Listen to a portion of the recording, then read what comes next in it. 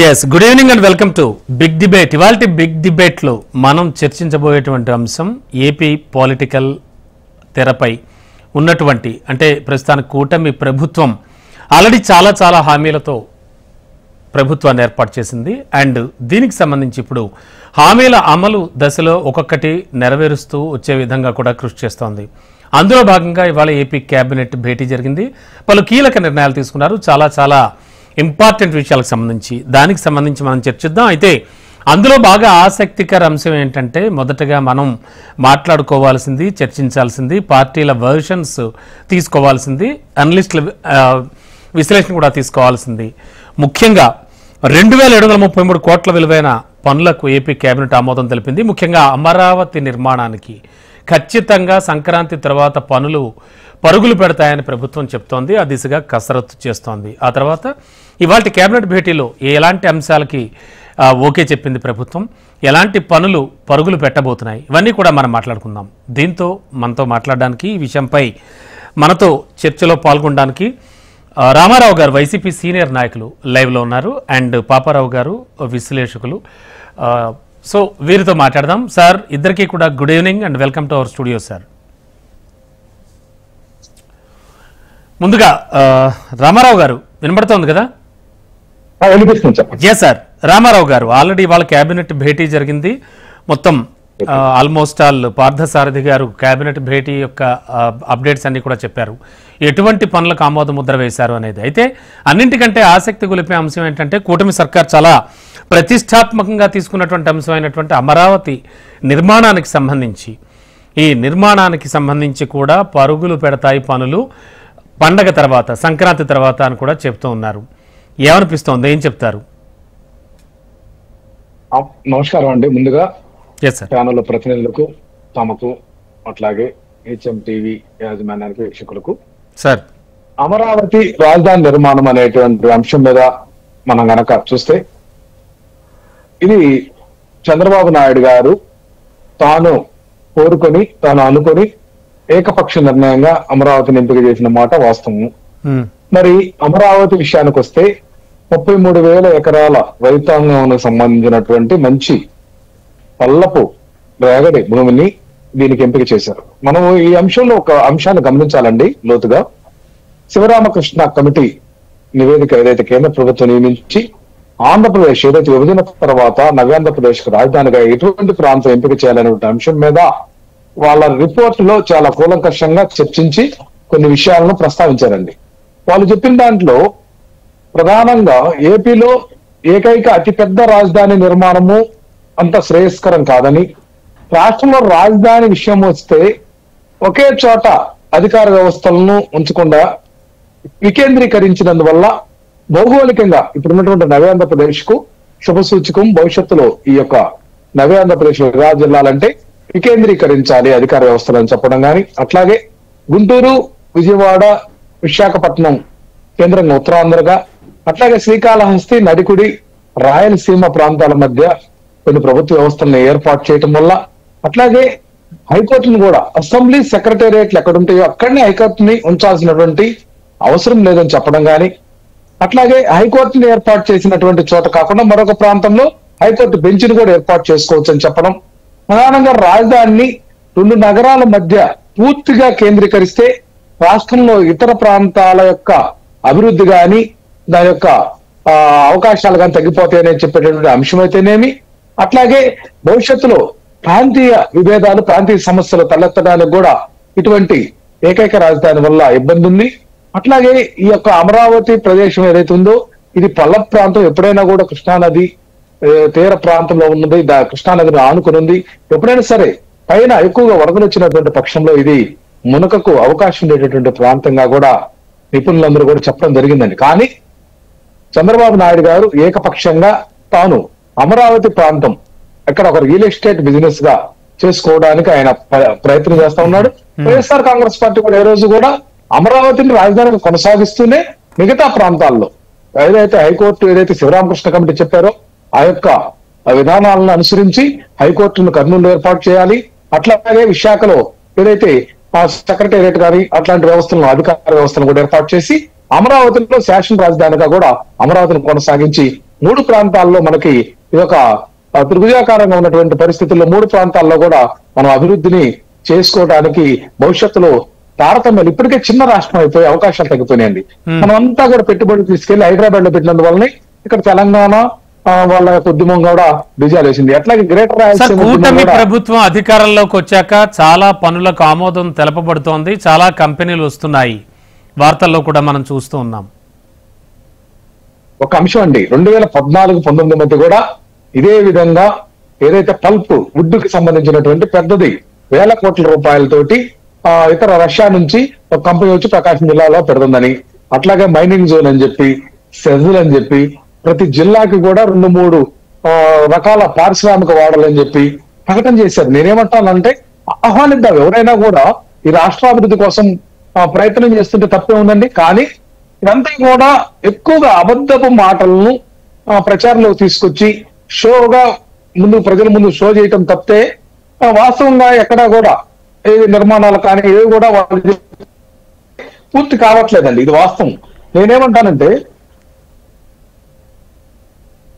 ఇక్కడ ఒక అంశం తీసుకోవాలండి. మనం చెప్పినటువంటి అంశాలన్నీ కూడా 2014 నుంచి 2019 మధ్య కూడా ఏదైతే ఈ ప్రభుత్వమే ఇప్పుడు కూడా చెప్పారు చాలా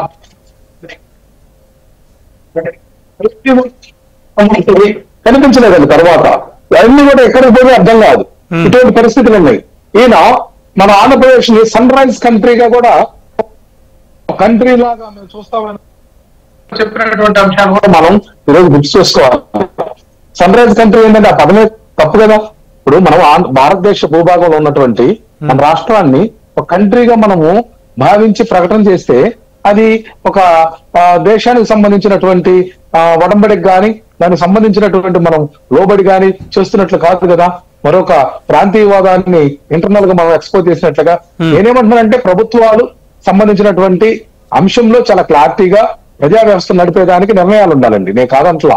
ఇక్కడ అమరావతికి సంబంధించి మనం చూసాం, ప్రహసనంగా 70 కోట్లు ఎన్సీసీ వాళ్ళకి చెట్లు బేగటానికి బ్రతులైనర్లు పెట్టి మొదటి వారంలో హడావిడి చేశారు. తర్వాత అంత హడావిడి లేదు. ఎందుకంటే అంత హడావిడి నిదానంగా చేసుకోవచ్చు. ఎందుకంటే ఆదుప్తగా చేసి రూపాయికి 10 రూపాయలు ఖర్చు పెట్టాల్సినటువంటి ఆవశ్యకత లేదు కదా. ఏదైతే ప్రభుత్వం అధికారంలోకి వచ్చిందన్న మీదటిని తమ మార్పు కనిపించాలి, మీడియాలో కనిపించాలి. అమరావతి అంతా ఏదో మొత్తం జరిగిపోతున్నట్లుగా కేవలం చిన్న చెట్లు ఏదైతే చిన్న పొదలు పీకడానికి 70 కోట్లు ఖర్చు చేసి డ్రా కూడా చేసేసారండి. ఇదంతా ఎక్కడికి పోతుంది? ఈ డబ్బులన్నీ కూడా చూస్తా ఉన్నాం మనం. ఏదైనా కూడా పారదర్శకంగా ట్రాన్స్పరెంట్ గా మీ ప్రభుత్వ అధికారంలోకి వచ్చింది కదా, ఎక్కడికి పోతుంది? అమరావతి ఎక్కడికి పోదు, ఈ పని ఎక్కడికి పోదు. 6 నెలలు ఇప్పుడు చేసిందే ఉందండి. మొదటి 4 రోజుల్లో హడావిడిగా ఎక్కువ రేట్లు కోట్ చేసి ఆ యొక్క జంగిల్ క్లియరెన్స్ చేయడం అనేది కూడా వివాదాస్పదంగా ఉంది. కేవలం నాగార్జున కన్స్ట్రక్షన్ కంపెనీ వాళ్ళకి నామినేటెడ్ గా ఇచ్చి వర్క్ చేయించి ఆ డబ్బులు ఏదైతే లాక్కునేటటువంటి పరిస్థితి, ప్రజాధనం దుర్వినియోగం చేయడం తప్పితే మరొకటి లేదండి. ఇక్కడ అమరావతికి సంబంధించి కూడా కేంద్ర ప్రభుత్వం స్పష్టంగా ఏదైతే హామీలు ఇచ్చిందో ఆ హామీలన్నింటినీ కూడా మనం రాబట్టుకొని కేంద్ర ప్రభుత్వం నుంచి మనం సహాయం తీసుకోవాల్సింది పోయి అప్పులకు మనం తలొగ్గేటటువంటి పరిస్థితి ఈ రోజు ఆంధ్రప్రదేశ్. ఎస్ సార్, చర్చిద్దాం. మనతో పాటు మాణిక్యాలరావు గారు టీడీపీ అధికార ప్రతినిధి కూడా జాయిన్ అయ్యారు. Sir good evening. మాణిక్యాలరావు గారు, టోటల్ గా ఎస్ సార్, టోటల్ గా చూస్తే కనుక ఇవాళ జరిగినటువంటి కేబినెట్ భేటీలో చాలా కీలకమైన విషయాలన్నీ కూడా కీలకమైన ప్రాజెక్టులకు అనుమతి లభించడం కూడా జరిగింది అండ్ ఆమోద ముద్ర వేశారు. అండ్ మోరోవర్ ఏమిటంటే సంక్రాంతి తర్వాత అమరావతి రాజధాని నిర్మాణ పనులు చాలా వేగంగా జరుగుతాయని కూడా చెప్పారు. దానిపై మనం చర్చిస్తూ ఉన్నాం ప్రస్తుతానికి. ఎస్ సార్, అమరావతి నిర్మాణం అత్యంత వేగంగా జరగబోతోందా? దీనికి సంబంధించి కూటమి ప్రభుత్వం ఆలోచిస్తోంది ఏంటి? నమస్కారం అండి, మీకు ప్యానెల్లో ఉన్న పెద్దలకి వీక్షకులందరూ కూడా. Yes sir, thank you. Amaravati నిర్మాణం చాలా వేగంగా నడవబోతా ఉంది. అమరావతి అంటే ఆంధ్రప్రదేశ్ కు సంబంధించినటువంటి ఒక రాజ్యాంగ హక్కు. రాజధాని అనేది రాష్ట్రాలకు ఉండబడేటువంటి హక్కు.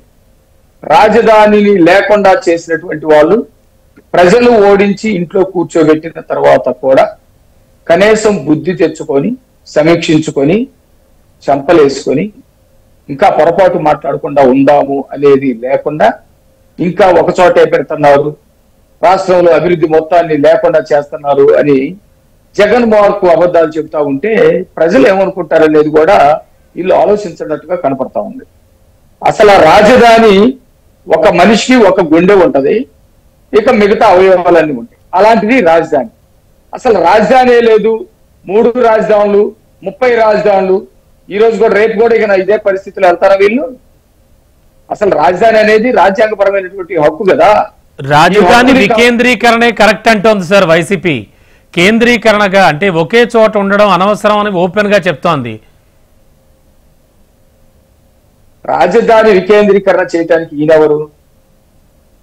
రాజధానిని వికేంద్రీకరణ చేయడానికి ఈయనెవరు? తప్పుడు పద్ధతిలో వెళితే అందుకనే వాళ్ళని కూర్చోబెట్టింది పక్కన. అభివృద్ధి వికేంద్రీకరణ చేయాలి. దేనిని వికేంద్రీకరణ చేయాలో, దేనిని వికేంద్రీకరణ చేయకూడదో తెలుసుకుంటే మంచిది. భారతదేశంలో దాదాపు 28-29 రాష్ట్రాలు ఉంటే ఒక్కొక్క రాష్ట్రానికి ఒక రాజధానే ఉంటుంది. భారతదేశానికి కూడా ఒక రాజధానే ఉంది. కానీ వీళ్ళు 30 రాజధానులు చేస్తాం, 300 రాజధానులు చేస్తాం. నోటికి వచ్చిన దానికల్లా ఇది పరిపాలనా రాజధాని, ఇది న్యాయ రాజధాని, ఇది నేర రాజధాని, ఇది ఇంకొక రాజధాని అని చెప్పడానికి ఉండదు. రాజధాని అంటే ఒకటే ఉంటుంది.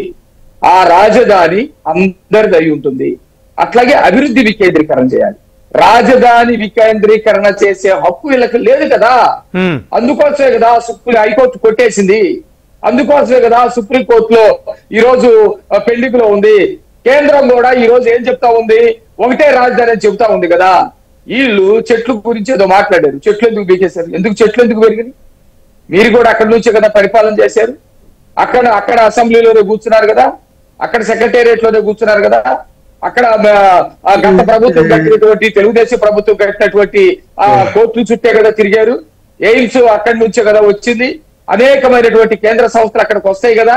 మరి ఈ రోజు మీరు అక్కడే కూర్చొని అక్కడి నుంచే పరిపాలన చేసి ఈ రోజు అక్కడ చెట్లు పెరిగినాయి, మీరు పెంచారు కాబట్టి మీరు తీసేశారు. తీసేయటం గొప్ప, లేకపోతే చెట్లు పనికిరాని అని చెప్పేసి చెట్లు పందులు తిరిగాయి, లేకపోతే చెట్లు పెరిగాయి అని చెప్పేసి, లేకపోతే పనికిరాని నిర్మాణాలు పనికిరావని చెప్పి చెప్పడం గొప్ప?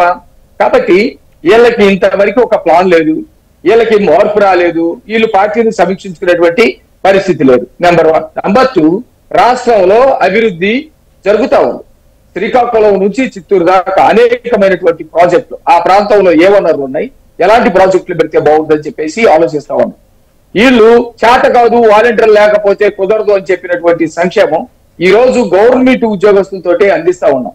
వీళ్ళకి 5 సంవత్సరాలు పెట్టినటువంటి 1,000 రూపాయలు పెంచడానికి 5 సంవత్సరాలు పడితే ఒక్క నెల కూడా తిరగకుండానే 1,000 రూపాయలు పెంచి 4,000 రూపాయలు ఇస్తా ఉన్నాం. పోలవరం మాకు చేత కాదు అని చెప్పేసి మాట్లాడినటువంటి దాన్ని ఈ రోజు పోలవరాన్ని పరుగులెత్తిస్తా ఉన్నాం. కాబట్టి పరిపాలన చేత కాని వాళ్ళ చేతికి పరిపాలన ఇవ్వటం వల్ల రాష్ట్రం ఏ విధంగా నాశనం అయిందో, వ్యవస్థలు ఏ విధంగా ధ్వంసమైనయో మనం చూసాం. కాబట్టి వీళ్ళు ఇక మార్పు చెందైనా మాట్లాడాలి. మారకుండా మాట్లాడితే ప్రజలు వీళ్ళని క్షమించడాన్ని సంగతిని గుర్తుపెట్టారు. ఓకే సార్ పాపారావు సార్, మొత్తం అంటే అధికార పార్టీ అండ్ ప్రతిపక్ష పార్టీ వర్షన్స్ విన్నారు మీరు. అంటే ప్రస్తుతం ఉన్న పరిస్థితుల్లో ఖచ్చితంగా ఏపీకి రాజధాని లేమి, ఖచ్చితంగా రాజధాని ఉండాలి. బట్ అది అఫ్కోర్స్ వైసీపీ తన విధానపరమైన నిర్ణయాల్లో 3 ప్రాంతాల్లో రాజధాని ఏర్పాటు చేద్దామంది. ఇప్పుడు అంటే మొదటి నుంచి చెప్తున్న తెలుగుదేశం పార్టీ ఇప్పుడు కూటమి ప్రభుత్వం ఏర్పడ్డాక 3 ప్రాంతాల్లో కాకుండా కేవలం అమరావతిని డెవలప్ చేద్దాం అనేటువంటి ఉద్దేశంతో ఆల్రెడీ 2,733 కోట్ల విలువైనటువంటి పనులకు కూడా కేబినెట్ ఆమోదముద్ర వేసింది. అందులో అమరావతికి సంబంధించి కూడా నిధులు కేటాయించబోతోంది. పనులు సంక్రాంతి తర్వాత మొదలవుతాయి. ఏమనిపిస్తోంది సార్? ఎలా విశ్లేషించుకోవచ్చు? ఏమంటారు మీరు? ఇక్కడ సరే వైసీపీ స్టాండ్ వైసీపీకి ఉంది. మొదటి నుంచి వాళ్ళు అధికారంలోకి వచ్చిన తర్వాత 3 రాజధానులు అనేది మొదలు పెట్టారు. అంతిమంగా దీనిలో సరే అమరావతి దానికి సంబంధించి చర్చలు విభేదాలు కాసేపు పక్కన పెడితే అమరావతికి సంబంధించి తీసేస్తే అసలు అయితే రాజధాని అనేది ఒక దేశానికైనా ఒక రాష్ట్రానికైనా ఖచ్చితంగా అవసరం అనేది నిర్వివాదం. దానిలో ఈరోజు మీకు వైసీపీ పరిపాలన పూర్తయ్యే నాటికి ఆంధ్రప్రదేశ్ లో ఒక రాజధాని లేదనేది అందరిలో వచ్చినటువంటి జనరల్ టాక్. 3 రాజధానులు అన్నారు కానీ 3 రాజధానుల్లో దేన్ని పట్టించుకున్నటువంటి దాఖలాలు 100% లేవు. విశాఖపట్నాన్ని కూడా వాళ్ళు సరిగ్గా పట్టించుకోవాలా. విశాఖపట్నానికి సంబంధించి దాన్నైనా కొంత రాజధానికి చేసేది. కర్నూలు విషయం అయితే అసలు పూర్తిగానే లేదు. అవునండి. అమరావతి సరే కావాలనా లేదా అనేది అమరావతిని మూలపడేశారు. అంతిమంగా తేలింది ఏంటంటే 5 సంవత్సరాలు అయిన నాటికి ఎక్కడ రాజధాని అనే ప్రశ్న వచ్చి ప్రతి వాళ్ళకి అది ఒక విచిత్రంగా కనపడే పరిస్థితి. అది కూడా ఒక పెద్ద చావు దెబ్బ తీసినటువంటి పరిస్థితి ఈ రోజు. Exactly sir. వైసీపీ ఖచ్చితంగా వైఫల్యానికి అది కూడా అంటే ఓటమి చెందడానికి కారణం అది కూడా అని విశ్లేషకులంతా అభిప్రాయపడ్డారు. అవును సార్. అంటే ఈ రోజు గతంలో లాగా చిన్న చిన్న విషయాలలాగా చూడటం వీటిని చాలా పెద్ద విషయాలుగానే చూస్తున్నారు. రాజధాని ఇట్లాంటి జనరల్ గా అవేర్నెస్ పెరిగింది సోషల్ మీడియా వచ్చిన తర్వాత. ఇదంతా ప్రచారంలో భాగంగానే జరిగిన దానిలో సరే ఇందాకేదో మిత్రులు అది చిన్న విషయమే కానీ జస్ట్ రైజింగ్ కంట్రీ అన్నారనేది. కంట్రీ అనేది జనరల్ గా అట్లా వాడుకలో తప్పితే అది ఒక దేశం అని చెప్పడం కాదు. ఎందుకంటే తెలుగుదేశం అనే దానిలోనే దేశం అనే పేరు ఉంది. మరి ఇప్పుడు అది వేరే దేశం అనే అదేం కాదు కదా. ఏంటంటే మామూలు సరే ఇవన్నీ చిన్న చిన్న చిల్లర విషయాలు చేస్తే ఓవరాల్ గా సరే 3 చోట్ల విశాఖపట్నంలో ఏమన్నారు ఆఖరికి జగన్ ఏమన్నారు చివరికి ఆయన 2024 మొన్న ఎలక్షన్ నాటికి ఆయన చెప్పింది ఏంటంటే నేను ఎలక్షన్ అయిపోయిన దగ్గర నుంచి విశాఖపట్నంలోనే ఉంటానని చెప్పి అప్పటి నుంచి మొదలు పెడతానండి. అంటే 5 ఏళ్లు నువ్వు ఏం చేసావు అనే ప్రశ్న వస్తుంది. సరే చంద్రబాబు గారు ఉన్న 5 ఏళ్లలో ఆయన అమరావతికి ఏం చేశారనే ప్రశ్న కూడా అదొకటి ఉంది. ఎప్పుడు అమరావతి ఏం చేయగలిగారు అనేది సరే దానిలో ఏమో మనకి ఆ చర్చలో పోకపోయినా జగన్ గురించిన ప్రశ్నలు అయితే ఖచ్చితంగా ఉన్నాయి. ఏంటంటే 5 ఏళ్లు మరి 3 రాజధానుల తర్వాత కనీసం కొంత పరిపాలనా యంత్రాంగం నడిచే విధానంగా ఒక చోట అనేది ఉండలేదనేది సరే అయిపోయింది. సరే ఇప్పుడు తెలుగుదేశం గెలిచింది, అమరావతిని మళ్ళీ రాజధానిగా నిర్మించుకునే ప్రాసెస్ మొదలు పెడతామని అన్నారు. దానిలో నా వరకు నాకు ఎప్పుడూ అభ్యంతరకరంగా ఉండేది ఏంటంటే ఈ ప్రపంచ బ్యాంకు వ్యవహారాలు నాకు అభ్యంతరకరం. ప్రపంచ బ్యాంకు, ఏషియన్ డెవలప్మెంట్ బ్యాంక్ అనేది అలాగే హడ్కోలోనే పర్వాలేదు. హడ్కోలోనూ కూడా 11,000 కోట్లు తీసుకుంటున్నారు. 11,000 కోట్లు ఇది ప్లస్ 15,000 కోట్లు ఏమో Asian development bank and world bank కలిపి 15,000 మొత్తం 26,000 కోట్లు ఇప్పటికి ఇది అంటే దీంతోనే అయిపోలా. అంటే సార్ మీ మాటకు అడ్డొస్తున్నాను నేను. అంటే ఇక్కడ ఖచ్చితంగా కూటమి ప్రభుత్వంలో కేంద్ర ప్రభుత్వం ప్రధాన భాగస్వామిగా అఫ్ కోర్స్ భాగస్వామిగా ఉంది. మరి అయినప్పటికీ కూడా ఈ సందేహాలు ఇంకా లేవనెత్తుకోవచ్చు అంటారా మనం? ఏ సందేహాలు? అంటే ఇప్పుడు మీరు అంటున్నటువంటి ఈ ప్రపంచ బ్యాంక్ నుంచి రుణాలు, వేరే సంస్థల నుంచి వచ్చే రుణాలు, వీటన్నిటికి సంబంధించి అంటే కేంద్ర ప్రభుత్వం బాగా హెల్ప్ చేస్తోంది కదా సార్. కేంద్ర ప్రభుత్వం హెల్ప్ చేసినా ఎవరు చేసినా ఇప్పుడు వీళ్ళంతా కలిసే మాట్లాడుతున్నారు ప్రపంచ బ్యాంక్ తో. ప్రపంచ బ్యాంక్ ఇప్పుడు ఫస్ట్ దఫా హయాంలో ఉన్నప్పుడు కూడా చంద్రబాబు గారు అమరావతి రాజధానికి సంబంధించి అది సుమారు 3,500 కోట్లు ఏదో సుమారుగా అప్పట్లోనే వరల్డ్ బ్యాంక్ తో చర్చలు జరిగినాయి. ఆ చర్చలు సఫలీకృతమైనవి, వాళ్ళు ఇస్తా ఉన్నారు. అంతా అయిన తర్వాత గవర్నమెంట్ పోయింది, చంద్రబాబు గారు గవర్నమెంట్ పోయింది. కేంద్ర ప్రభుత్వానికి జగన్ లేఖ రాశారనేది ఒక వివాదమైన ఏదైనా కానీ జగన్ వద్దు మాకు డబ్బులు అన్నారనేది దాని మీద కేంద్ర ప్రభుత్వం వరల్డ్ బ్యాంక్ రాస్తే ఆ డబ్బులు రాలేదనేది. సరే ఇదేదైనా కానీ అప్పుడు కూడా ప్రయత్నం చంద్రబాబుకి వరల్డ్ బ్యాంక్ నిధులు తీసుకోవాలనే ప్రయత్నమే ఉంది. సరే ఇప్పుడు కూడా అదే ప్రయత్నంలో ఉన్నారు. అయితే నాకు అభ్యంతరకరం ఏంటంటే ప్రపంచ బ్యాంకు నిధుల్ని చాలా దేశాలు ఇప్పుడు వెనకాడతారు తీసుకోవటానికి. ఎందుకంటే ప్రపంచ బ్యాంకు నిధులు తీసుకున్న చాలా దేశాల్లో IMF కానీ ప్రపంచ బ్యాంక్ అని పక్కన జరిగిన శ్రీలంకలో IMF లో జరిగిన దానిలో, శ్రీలంకలో పాకిస్తాన్ లో జరిగిన దానిలో కూడా IMF ప్రపంచ బ్యాంకు సంబంధించి చాలా వ్యతిరేకతలు వస్తున్నాయి ప్రజల్లో కూడా. గ్రీస్ లో అయితే చాలా తీవ్రంగా గతంలో గ్రీసు, అర్జెంటీనా లాంటి దేశాల్లో కూడా వ్యతిరేకత ఉంది. తరచుగా ప్రభుత్వాలు మారుతుంటాయి, వామపక్ష ప్రభుత్వాలు అధికారంలోకి వస్తుంటాయి పోతుంటాయి. IMF ను వ్యతిరేకించాయి, ప్రపంచ బ్యాంకును వ్యతిరేకించాయి వామపక్ష ప్రభుత్వాలు. ప్రధానంగా గ్రీస్ లో కూడా అంతే జరిగింది. సిరియా అనే వామపక్ష పార్టీ వచ్చి. కానీ ఒక రాజధాని ఏర్పరచుకోవాలి అంటే, ఒక భారీ స్థాయి నిర్మాణాలు కావాలంటే రుణం అనేది తప్పనిసరి కదా సార్. అంటే డెవలప్మెంట్ అనేది కావాలి అంటే ఎట్టి పరిస్థితుల్లో ఎక్కడి నుంచి సృష్టిస్తారు సంపదని? సరే అంటే సంపదని సృష్టించడం ఈ రోజు చాలా మార్గాలు ఉన్నాయి ప్రపంచవ్యాప్తంగా అప్పులు తీసుకోవడానికి. బహుశా నేను అన్ని చెప్పలేకపోవచ్చు కానీ ప్రపంచ బ్యాంక్ అప్పుతో ప్రాబ్లం ఏంటంటే వాళ్ళు అప్పిచ్చి ఊరుకోరు, వాళ్ళ వడ్డీను వాళ్ళు అసలు తీసుకుని ఊరుకోరు, వాళ్ళు షరతులు పెడతారు. అవునండి. ఆ షరతుల్లో భాగంగానే ఇప్పుడు ఉదాహరణ తీసుకుంటే మనకి చాలా వ్యవహారాల్లో షరతుల్లో ఈ గవర్నమెంట్ ఎంప్లాయీస్ ఉన్నారు అనుకోండి. ఇందాకే కూడా ఎవరితో ఆర్టీసీ వాళ్ళతో మాట్లాడుతుంటే మాకు కొత్త స్టాఫ్ ఎవరిని రిక్రూట్ కింద ఎవరు తెలిసిన వాళ్ళతో మాట్లాడుతుంటే మేము మా దగ్గర కొత్త స్టాఫ్ ఎవరిని రిక్రూట్ చేసుకుంటారా, రిటైర్ అయిన వాళ్ళు పోతే రిటైర్ అయిన వాళ్ళు అట్లాగే పోతున్నారు, కొత్త వాళ్ళు ఎవరు రావట్లా. వర్క్ ఓవర్లోడ్ ఇప్పుడు హైదరాబాద్ లో ఉన్నారు కాబట్టి ఇక్కడ జరుగుతుంది, వర్క్ ఓవర్లోడ్ ఉందని చెబుతున్నారు. ఇది జరుగుతున్న దానిలో మీకు ఏంటంటే ప్రపంచ బ్యాంకు షరతుల్లో పొదుపు చేయండి, ఎందుకంటే మా అప్పు తీర్చాలంటే మీరు పొదుపు మాత్రం చేయాలి తీర్చాలి. ఖచ్చితంగా. ఆ పొదుపు అంటే ఆ పొదుపు దేనిలో చేయాలి, గవర్నమెంట్ యంత్రాంగాన్ని కూడా కుదించుకోవాలనేది వాళ్ళ ఇది. ప్రభుత్వాల్లో ఉద్యోగస్తులు ఎక్కువ మందిని పెట్టుకుంటే గీతాలు కోతలు పోయాలి కాబట్టి అదే ఖర్చులు అవుతాయి కాబట్టి జీతాలు ఇట్లాంటివి ఖర్చు అవ్వకుండా, అలాగే పెన్షన్ల మీద పెద్దగా ఖర్చు అవ్వకుండా ఉండాలంటే గవర్నమెంట్ యంత్రాంగం తిన్నది ఉండాలి. దానికోసమే ఇప్పుడు మోడీ గారు కూడా పదే మాట్లాడే మాక్సిమం గవర్నెన్స్ మినిమం గవర్నమెంట్ అని. మాక్సిమం గవర్నెన్స్ ఎక్కడి నుంచి వస్తుంది? మినిమం గవర్నమెంట్ తో పరిపాలించడానికి సరిపోయేంత మంది లేకపోతే వర్క్ ఓవర్లోడ్ ఫీల్ అవుతాడు. మనిషి అనేవాడు బియాండ్ లిమిట్ పనిచేయలేడు. ఎవరైనా బియాండ్ లిమిట్ చేయలేరు. కాబట్టి ప్రెషర్ అంతా ఉండడానికి కారణం ఏంటంటే మినిమం గవర్నమెంట్ మాక్సిమం గవర్నెన్స్ అనే నినాదం వల్ల. అది ఆ నినాదం ఎవరి కోసం? ప్రపంచ బ్యాంక్ లాంటి వాళ్ళు దాన్ని లబ్ధి పొందుతారు. ఎందుకంటే వాళ్ళకి ప్రధానంగా దీనివల్ల మీరు స్టాఫ్ తగ్గించి ఆదాయం మిగిలిస్తే మీరు మా అప్పు మాకు కట్టాలంటే మీరు ఆ స్టాఫ్ తగ్గించుకోవాలి. ఎట్లా మీరు పొదుపు చేయకుండా మా డబ్బులు ఎలా కడతారు మీరు అనేది షరతుల్లో భాగం. ఇది ప్రపంచ బ్యాంక్ వ్యవహారం. ఆంధ్రప్రదేశ్ లో ప్రత్యేకంగా సరే ఎవరేమన్నా కానీ ఆంధ్రప్రదేశ్ లో మొట్టమొదటిసారిగా దాన్ని తీసుకొచ్చింది ఒక రాష్ట్రంలో. ప్రపంచవ్యాప్తంగా దేశాలకు ఇచ్చింది అప్పు అంతకు ముందు ప్రపంచ బ్యాంక్ అప్పు, కానీ ఒక రాష్ట్రంలో ఫస్ట్ టైం తీసుకొచ్చింది చంద్రబాబు. ఇక ఇవన్నీ మళ్ళీ అదే ప్రాసెస్ మళ్ళీ రిపీట్ అవుతుంటే ఎవరికైనా కొంచెం సందేహాలు ఖచ్చితంగా రాష్ట్రానికి ఏం కాబోతుంది. ఇప్పుడు దేశం సెంట్రల్ గవర్నమెంటే ఇప్పిస్తుంది లోను. సెంట్రల్ గవర్నమెంట్ అయినా దానిలో మనం కూడా భాగంగానే ఉన్నాం కదా దేశంలో. మరి ఎవరికి అదైతే ఏమైంది? ఏ రాయి అయితే పళ్ళు ఇదైతే ప్రధాన డౌట్ గా అనుకోవచ్చు మనం. ఇది ఒక మేజర్, ఇది ప్రపంచానికి సంబంధించినంత వరకు ప్రస్తుతానికి వచ్చే మేజర్ అబ్జెక్షన్.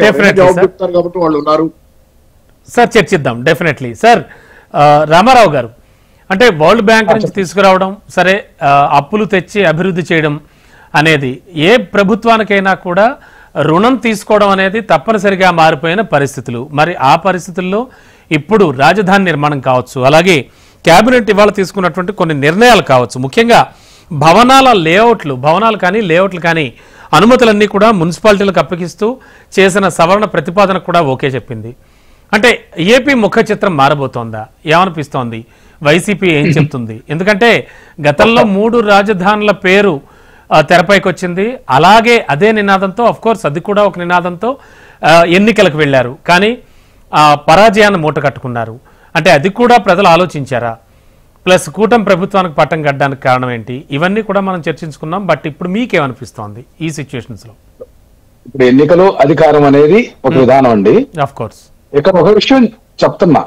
ఏదైతే ఎన్నికలకు ముందు అమరావతి రాజధాని ఉద్యమాన్ని వెనుకుండి చంద్రబాబు నాయుడు తన సహచరులు ఏదైతే అమరావతి ప్రాంతంలో 33,000 ఎకరాలకు సంబంధించి కానీ, తర్వాత తన మంత్రివర్గ సహచరులు స్నేహితులు ఏదైతే దానికి స్వచ్ఛందంగా వాళ్ళు ఎవరు చేయలేదంటారా? రైతులు వినండి ఒక వేలాది ఎకరాలకు సంబంధించి కూడా డొనేషన్స్ అండి. ఒక్కొక్క నియోజకవర్గం నుండి 50 లక్షలు తెలుగుదేశం పార్టీ వాళ్ళు వసూలు చేసి ఇచ్చిన మాట వాస్తవం. ఇట్లా నేనేం చెప్తున్నానంటే, నిజంగా ఈ రాష్ట్రానికి అవసరమైనటువంటి ధనాన్ని ఖచ్చితంగా సేకరించుకోవాల్సింది. అయితే ఇక్కడ ఒక పొరపాటు ఉంది. చంద్రబాబు నాయుడు గారు ఇక్కడ 2014 అధికారంలో రాగానే చేసినటువంటి పొరపాటు ఏంటంటే, 10 సంవత్సరాలు ఉమ్మడి రాజధానిగా హైదరాబాద్ ని కేంద్ర ప్రభుత్వం మన విభజన చట్టంలో మనకు అవకాశం ఇస్తే కేవలం 1 సంవత్సరంలోని ఓటుకు నోటు కేసులో ఎప్పుడైనా సరే అరెస్టులు ఉంటాయన్నటువంటి భయాందోళనతోటి పెరుక్కొని ఇక్కడ పిక్కొని ఇక్కడికి వచ్చేసాడు. ఆంధ్రాకు వచ్చిన తర్వాత ఏం చేశాడంటే అమరావతి శ్రీకారం చుట్టి తాత్కాలిక నిర్మాణంతో 1,000 కోట్ల రూపాయలు వృధా చేశాడండి. ఇక్కడ గమనించాలి. అట్లాగే మనం గనక హైదరాబాద్ లో భీష్మించుకుని కూర్చుని ఉంటే ఖచ్చితంగా నవ రాజధాని నిర్మాణానికి కేంద్ర ప్రభుత్వం సహాయం చేయడానికి ఒక సహాయం కానీ ఒక ఆసరా కానీ దొరికేది, ఒక ఉద్యమం చేయడానికి అవకాశం ఉండేది. ఈ అవకాశాలన్నింటినీ కూడా పోగొట్టాడు. అట్లాగే ప్రత్యేక హోదా అంశంలో కూడా ఆయన ప్రత్యేక హోదా డిమాండ్ పక్కన పెట్టి ప్యాకేజ్ చేయాలన్నాడు. ఈ రోజు పరిస్థితి ఏంటంటే నవ్యాంధ్రప్రదేశ్ ఆర్థిక అత్యధిక స్థితి మనకు తెలిసిందేనండి. ఎందుకంటే ఇప్పటికే జగన్మోహన్ రెడ్డి గారు చేయనప్పుడు కూడా చేశారని చెప్పి ప్రచారాలు చేసి ఎన్నికల ముందు చేసినటువంటి చాలా ఏదైతే దుష్ప్రచారం ఉందో దాని నుంచి తేరుకోకముందే ఈ రోజు అంటే మీ ప్రభుత్వం అప్పులేం చేయలేదంటారు, ఇప్పటికి అప్పులు చేశారండి. అట్లాగే 1,00,000 కోట్లకు పైగా ప్రజల మీద పన్నులు. వినండి, ఒక్క నిమిషం వినండి. ఈ పరిస్థితులు ఉన్న పక్షంలో ప్రపంచ బ్యాంక్ అంశంగా తీసుకుంటే పెద్ద వాళ్ళ పాపారావు గారు చెప్పినట్లు గతంలో చంద్రబాబు నాయుడు గారి హయాంలో కూడా పేదల సంక్షేమ విషయంలో ఏదైనా సరే మెరుగ్గా చేయాలన్నా, కొత్తగా రేషన్ కార్డు ఇవ్వాలన్నా, కొత్తగా పెన్షన్ ఇవ్వాలన్నా ఇవ్వకుండా ప్రపంచ బ్యాంకులు సాగుగా చూపించినటువంటి ఆ యొక్క భయానక పరిస్థితులు మళ్ళీ కూడా ప్రజలు ఆందోళన కలిగిస్తా ఉన్నాయండి. ఆ రోజు రేషన్ కార్డు ఇవ్వాలంటే ఇచ్చే పరిస్థితి లేదు. సంవత్సరానికి 5-10 ఇచ్చేవాళ్ళు.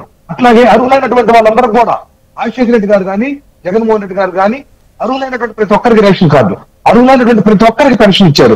ఆ రోజున పెన్షన్ కావాలంటే చంద్రబాబు నాయుడు గారి హయాంలో ఎవరైనా గ్రామంలో లేకపోతే మండలం అయినట్టుగా చనిపోతే ఆ చనిపోయిన వాళ్ళు మాత్రం భర్తీ చేసేవాళ్ళండి. కొత్తగా ఒక పెన్షన్ కూడా ఉండేది కాదు. ఇవన్నీ కూడా మనం మననం చేసుకుంటే మళ్ళా పాత రోజులు ప్రజలకు భయానక పరిస్థితులు అర్థమవుతున్నాయి. ఏదైతే జగన్మోహన్ రెడ్డి గారు చెప్పినటువంటి సంక్షేమ పథకాలనే మరింత మెరుగ్గా చేస్తామని చెప్పి వీళ్ళు హామీలు ఇచ్చి నమ్మించి చేశారు. అట్లాగే మూడు పక్షాలండి ఇక్కడ. ఏదైతే జనసేన, భారతీయ జనతా పార్టీ, తెలుగుదేశం పార్టీ మూడు కలిసినందువల్ల ఓట్ బ్యాంక్ లెక్కల్లో ఉండేటటువంటి మ్యాజిక్ వల్ల ఈ రోజు అన్ని సీట్లు వచ్చినాయండి. 40% ఓట్ బ్యాంక్ ఉన్న 11 సీట్లు పరిమితం కావడానికి ఈ లెక్కల తారతమ్యం ఉంది. నేనేమన్నా అంటే లెక్కల అంశం తీసుకుంటే ఆ విధంగా ఉంది. మరి ఇందాక మాణిక్యరావు గారు చెప్పారు ఏదైతే వికేంద్రీకరణ రాజధాని చేసేటటువంటి అధికారం వీళ్ళకి ఎవరికి ఇచ్చారనేది. ఏదైతే 10 సంవత్సరాలు రాజధానిగా హైదరాబాద్ ఉండాల్సింది వెంటనే వచ్చి ఇక్కడ అమరావతిని ఏకపక్షంగా శివరామకృష్ణన్ కమిటీకి వ్యతిరేకంగా చేస్తే ఆ అధికారం ఆ ప్రభుత్వానికి ఎలా వచ్చిందో అదే అధికారం ఈ ప్రభుత్వానికి ఉంటుంది అనేది గమనించాలి. అట్లాగే ఏదైతే ప్రభుత్వం యొక్క ఆలోచన విధానం కానీ భవిష్యత్తులో ప్రభుత్వాల యొక్క ఆలోచన విధానాలు, వివిధ దేశాల ఆలోచన, వివిధ రాష్ట్రాల ఆలోచన విధానం కూడా ఈ యొక్క అన్ని ప్రాంతాలను కూడా అభివృద్ధి చేయాలి. ఈ రోజు చంద్రబాబు నాయుడు గారు చెప్తున్నారు ఎన్నికలు అయిపోయిన తర్వాత విశాఖపట్నాన్ని ఆర్థిక రాజధానికి ప్రకటించారు లేదండి. దీనికి ఏమంటారు మాణిక్యరావు గారు లేదా పాపారావు గారు, మీరు గారు చెప్పండి. ప్రస్తుతానికి ఏపీ కేబినెట్ లో ఇవాళ పలు కీలక నిర్ణయాలు తీసుకున్నారు. అందులో భాగంగానే ఆల్రెడీ రాజధాని అమరావతి నిర్మాణాన్ని చాలా ప్రతిష్టాత్మకంగా తీసుకుంది కూటమి ప్రభుత్వం. అందులో భాగంగానే కేంద్ర ప్రభుత్వం చేస్తున్నటువంటి హెల్ప్తో ఆఫ్ కోర్స్ ఫైనాన్షియల్ ఇన్స్టిట్యూషన్స్ నుంచి చేయబోయేటువంటి హెల్ప్కి సంబంధించి కానీ కొంతవరకు కూడా పనులు మొదలవుతాయని, సంక్రాంతి తర్వాత పనులు వేగవంతం అవుతాయని ఇవాళ కేబినెట్లో కూడా చర్చించారు. ఆమోద ముద్ర కూడా వేశారు. దీనికి సంబంధించి మనం చర్చిస్తున్నాం. మనతో పాటు మాణిక్యాలరావు గారు టీడీపీ అధికార ప్రతినిధి, పాపారావు గారు అనలిస్ట్ అండ్ రామారావు గారు వైసీపీ సీనియర్ నాయకులు మనకు లైవ్లో అందుబాటులో ఉన్నారు. వారంతా వారి వారి అభిప్రాయాలు చెప్తూ ఉన్నారు. ప్రస్తుతానికి మనతో పాటు సత్యమూర్తి గారు బీజేపీ సీనియర్ నాయకులు ఫోన్ లైన్లో సిద్ధంగా ఉన్నారు. వారితో ఒకసారి మాట్లాడదాం. సార్ సత్యమూర్తి గారు good evening. Very good evening sir, అందరికీ కూడా నమస్కారం. ఎస్ సార్, మనతో పాటు మాణిక్యాలరావు గారు, పాపారావు గారు, రామారావు గారు ఉన్నారండి. Yes sir, yes sir. And Satyamurthy గారు, ముఖ్యంగా ఇవాల్టి కేబినెట్ భేటీలో చాలా కీలక నిర్ణయాలు తీసుకున్నారు. అందులో భాగంగా 2733 కోట్ల విలువైన పనులను ఏపీ కేబినెట్ ఆమోదం తెలిపింది. సో అమరావతి నిర్మాణం శరవేగంగా జరగబోతోంది అని కూడా కొన్ని సూచనలు ఇచ్చారు. ఏం మాట్లాడుకోవచ్చు, ఏం చెప్తారు దీనికి సంబంధించి? ఇది చాలా పాజిటివ్ డైరెక్షన్ అండి. యాక్చువల్గా అందరూ కూడా వెయిట్ చేసేది మేము చూస్తాం. ఇప్పుడు అక్కడ ఏదైతే కేంద్ర ప్రభుత్వ సంస్థలు ఉన్నాయో వాటితో కానీ అటువంటి ఇన్స్టిట్యూషన్స్ నుంచి కూడా కావాల్సినటువంటి సహాయం వాళ్ళకి అందుతుంది. అలాగే కేంద్ర ప్రభుత్వం కూడా కట్టుబడి ఉంది అమరావతి యొక్క డెవలప్మెంట్. ఇది మొదలు దాన్ని కార్యరూపంలో కూడా వాళ్ళు తీసుకొచ్చారు. నేను కూటమి ప్రభుత్వానికి ప్రత్యేకంగా అభినందనలు తెలుపుతానండి. కూటమిలో మా పార్టీ కూడా భాగస్వామి. అయితే ప్రత్యేకించి చంద్రబాబు గారికి, పవన్ కళ్యాణ్ గారికి వారి నాయకత్వంలో ఇప్పుడు కూటమి ప్రభుత్వం ఈ యొక్క అమరావతిని, ఆంధ్రప్రదేశ్ యొక్క ప్రజల యొక్క ఆచరణ అన్నింటినీ కూడా ముందుకు తీసుకెళ్తున్నారు. మొదటి నుంచి చెప్తున్నారు చంద్రబాబు. ఎందుకంటే అమరావతి కేంద్రంగా రాష్ట్రాన్ని అభివృద్ధి చేయాలి, దీనికి మూలస్థానం అమరావతి అభివృద్ధి అని చెప్పి చెప్తున్నారు. ఆ రకంగానే ఇద్దరు మాకు పూర్తి నమ్మకం ఉందండి, విశ్వాసం ఉంది. ప్రజలతో పాటుగా అందరూ కూడా దాన్ని సపోర్ట్ చేశారు. దాన్ని నిలబెట్టుకునేటువంటి విషయం ఇప్పుడు ప్రభుత్వం పనిచేయడం అభినందనీయం. Sure sir, thank you sir. And sir Manikyalarao గారు, ఇప్పుడు చాలా క్వశ్చన్లు లేవనెత్తారు. అటు పాపారావు గారు విశ్లేషకులు అండ్ ఇటు రామారావు గారు కూడా చాలా సందేహాలు ఉన్నాయి. ప్రస్తుతానికి IMF నుంచి, వరల్డ్ బ్యాంక్ నుంచి అప్పు తీసుకోవడం అంటేనే కొంచెం క్వశ్చన్ మార్క్ అన్నారు పాపారావు గారు. ఏమనిపిస్తాం సార్, ఏం చెప్తారు? ఎవరికి సందేహాలు అవసరం లేదండి. వైసీపీ సందేహాలను అసలు ఎవరు పట్టించుకునే పరిస్థితి లేదు. వైసీపీ పాడే పాటలు వినేటువంటి పరిస్థితిలో కూడా లేదు. వైసీపీ ఆ పాపాలు ఇప్పుడు మేము మోయాల్సి వస్తా ఉంది, ప్రజలు మోయాల్సి వస్తా ఉంది. వైసీపీకి సంబంధించినటువంటి వాళ్ళు ప్రజల్ని దూషించడం ఇకనైనా మానుకోవాలి. వైసీపీ చెప్పేటువంటి అబద్ధాలు, నేరాలు ఈ దేశంలో కాదు ప్రపంచంలో కూడా ఎక్కడ ఎవరు చెప్పరు. 2019లో వాళ్ళు ఎన్నికలకు వెళ్ళేటప్పుడు కూడా మేము 30 రాజధానులు చేస్తాము, 300 రాజధానులు చేస్తామని ఎక్కడ చెప్పలేదు. అమరావతికి రాజధానికి మేము కట్టుబడి ఉన్నాము, ఇక్కడే రాజధాని చేస్తాము, అసలు బ్రహ్మాండమైనటువంటి రాజధాని చేస్తామని వాళ్ళు కోతలు కూసి ప్రజల్ని నమ్మించి వచ్చారు. అంటే ఒక రాజధాని విషయం నేను చెప్తున్నా. ఇంకా చాలా విషయాలు కూడా చెప్పారు. సిపిఎస్ వారం రోజులనే చేస్తాము, మద్యపాన నిషేధం చేస్తాము, ఇప్పుడు ఇచ్చేటువంటి ఉచిత విద్యుత్ కంటే బ్రహ్మాండమైనటువంటి ఉచితంగా ఇంకా మంచి పాలసీ చేస్తాము, లేకపోతే పోలవరాన్ని 21కే పూర్తి చేస్తాము. ఇట్లాంటి కోతలు చాలా కోసారు, ఏది చేయలే. వాళ్ళు చేసిందల్లా ప్రజల్ని చంపటం, వసూలు చేసుకోవటం, దాచుకోవటం, మాట్లాడితే కేసులు పెడతాం, ఇవి చేశారు. ఇప్పుడు ప్రజలు బుద్ధి చెప్పారు. బుద్ధి చెప్పిన తర్వాత అయినా మాట్లాడాలి. ఇక్కడైనా ఇప్పుడు వాళ్ళు 30 రాజధానులు కట్టుబడి ఉన్నారా, 3 రాజధానులు కట్టుబడి ఉన్నారా, అమరావతి రాజధాని ఏకైక రాజధాని కట్టుబడి ఉన్నారా, లేకపోతే ఏకైక రాజధాని కూడా ఒక చోట ఉండాలా? ఇవి కదా మాట్లాడాల్సింది. అదొకటి. రెండోది, మేము ప్రజల దగ్గర నుంచి, రైతుల దగ్గర నుంచి భూమిని పూలింగ్ ద్వారా తీసుకొని అక్కడ నిర్మాణం జరుగుతా ఉంది. ఇది సెల్ఫ్ సస్టైన్ స్కీమ్, పూర్తిగా స్వయం సమృద్ధికి సంబంధించినటువంటి స్కీమ్. ఇక్కడ వచ్చేటువంటి ప్రాజెక్టుల ద్వారా, ఇక్కడ ఉద్యోగాల కల్పన ద్వారా, ఇక్కడ భూములు రేట్లు పెరగటం ద్వారా వచ్చేటువంటి డబ్బులతోటే భవిష్యత్తులో కూడా అప్పులు తీరుస్తాము. అప్పులు తీర్చకుండా కట్టడానికి ఇది ఎవరి చేతుల్లో ఉండేటువంటిది కాదు కదా. జగన్మోహన్ రెడ్డి లక్షల కోట్లు అప్పు చేసి పెట్టెళ్ళాడు. జగన్మోహన్ రెడ్డి కడతాడా? కానీ మేమైతే డిమాండ్ చేస్తా ఉన్నాం, జగన్మోహన్ రెడ్డి చేత కట్టించాలి ఈ అప్పులన్నీ కూడా. ఎన్ని లక్షల కోట్ల అప్పులు చేశారు. ఈ రోజు జగన్మోహన్ రెడ్డి కానీ, జగన్మోహన్ రెడ్డికి సంబంధించినటువంటి వాళ్ళు కానీ మాట్లాడేటువంటి అర్హత వాళ్ళకి ఎక్కడుంది? ఈ రోజు రాజధాని లేకపోతే ప్రాజెక్ట్ ఎక్కడి నుంచి వస్తాయి? రాజధాని లేకపోతే మాణిక్యాలరావు గారు, తాత్కాలిక భవన నిర్మాణాల పేరుతో ప్రజాధనాన్ని దుర్వినియోగం చేశారు అనేటువంటి కీలకమైన విషయం కూడా మాట్లాడారు. వీళ్ళకి ఒక పత్రిక అబద్ధాలు పొద్దున్నే తయారు చేయడానికి, అబద్ధాలని వల్లించడానికి కొంతమంది నాయకులు ఉన్నారు. తాత్కాలిక రాజధాని అని అంటే ఇప్పుడు కట్టిన దాన్ని, లేకపోతే కట్టిన బిల్డింగ్లు పడేస్తామని కాదు. ఇప్పుడు అసెంబ్లీ ఉంది. అసెంబ్లీ దాదాపు 15 అంతస్తులో 10 అంతస్తులో కట్టాలి. మొదటి అంతస్తు పూర్తయింది. మొదటి అంతస్తులో మేము సెక్రటేరియట్ పెట్టాము. మొదటి అంతస్తులో సెక్రటేరియట్ పెట్టాము. మిగతా అంతస్తులు పూర్తయిన తర్వాత ఎక్కడికో చోటుకి వెళ్తుంది. దాన్ని తాత్కాలికం అని అంటే ఇలా పత్రికలో వినండి ఒక్క నిమిషం. వీళ్ళు తాత్కాలికం రాశారు. వాస్తవానికి ఒక ఎవరన్నా నవ్వుతున్నారు? ఎవరు? ఓకే, మీరు మాట్లాడింది దానికోసం. సార్ మాణిక్యాలరావు గారు మాట్లాడండి, పర్వాలేదు. వెకిలిగా నవ్వడం కాదు, మీరు మాట్లాడండి. ప్రచారం చేసి చెబుతున్నా. ఇప్పుడు ఒక హైకోర్టు కట్టాం, తాత్కాలికం అంటే పడేశారని కాదు, అది రేపు పొద్దున జిల్లా దాన్ని భవిష్యత్తులో ఉపయోగిస్తారు. భవిష్యత్తులో ఉపయోగిస్తాం. బ్రహ్మాండమైన అది లెక్క. మీరు మాటలకి అర్థాలు మార్చేసి మీ మాట్లాడుతుంది అంటే ప్రజలకు మొదటిదాకా అర్థం కాదు. 3,000 రూపాయలు పెన్షన్ ఇస్తాము అన్నారు. అధికారంలోకి వచ్చిన తర్వాత ఏం చేశారు? 3,000 దాకా పెంచుతూ పోతామన్నారు. అట్లా అర్థం కాదు. అట్లా అర్థమైతే ఎవరు తెలుసు? తర్వాత మేము సిపిఎస్ రద్దు చేస్తామన్నారు. అదేంటో సిపిఎస్ అది మాకు తెలియదు అన్నారు. అట్లా అర్థమైందని ఎవరికి తెలుసు? నువ్వు 13,000 రూపాయలు 15,000 రూపాయలు పిల్లడికి ఇస్తామన్నారు. తర్వాత 13,000కి పెంచారు. ఆ విధంగా తప్పుడు అర్థాలు ఉంటాయనే సంగతి ఎవరికి తెలియదు కదా. ఈ రోజు కూడా హైదరాబాద్ నుంచి పారిపోయేది. హైదరాబాద్ రాష్ట్రం విడిపోయిన తర్వాత ఎప్పుడైనా సరే మన రాష్ట్రానికి రావాల్సిందే. రాష్ట్రం మీద ప్రేమ ఉంటే ఈ రాష్ట్రానికి ఒక రాజధాని కట్టాల్సిందే. ఈ రాష్ట్రంలో రాజధాని అంటే అనేకమైనటువంటి నిర్మాణాలు, అది అసెంబ్లీనా, సెక్రటేరియట్, కోర్టులా, ఐఏఎస్ భవనాలా, ఐపీఎస్ భవనాలా, ఎమ్మెల్యే క్వార్టర్సా, ఎంపీ క్వార్టర్స్, ఇవన్నీ కట్టాల్సిందే. కట్టకుండా అక్కడే ఉండి అక్కడ కూర్చొని చేస్తారా? ఏం చేశారు? ఓకే, మీరు ఇక్కడ కూర్చొని మీరేం చేశారు? అమరావతిలో గ్రాయించారా? లేకపోతే విశాఖపట్నంలో బ్రహ్మాండ ఎందుకు ఈ కోతలు, ఎందుకు ఈ అబద్ధ ప్రచారాలు? మారండి. ఇక్కడైనా చెప్పేదంటే ఎక్కిలి నవ్వులు కాదు. ఆ జగన్మోహన్ రెడ్డి కూడా అంతే కదా. సత్యరాల దగ్గరికి వెళ్ళారు, బతికిరాల దగ్గరికి వెళ్ళారు అవుతాడు, సత్యరాల దగ్గరికి అవుతాడు. ఓకే సార్, ఒక్క నిమిషం. Sir one second sir. Paparao sir. Manikyalarao గారికి ఒక స్పష్టంగా చెప్తున్నామండి, మేము వైసీపీ వాళ్ళం పాటలు పాడినట్లు మీకు అనిపిస్తుందండి. మీలాగా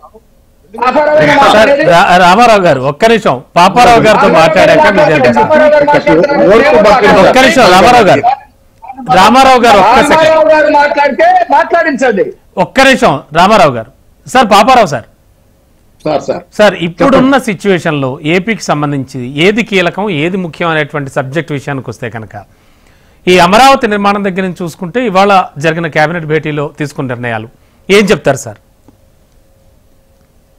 కొత్తగా ఇప్పుడు 3,500-750 కోట్ల రూపాయలతో పనులు మొదలు పెడుతున్నారు.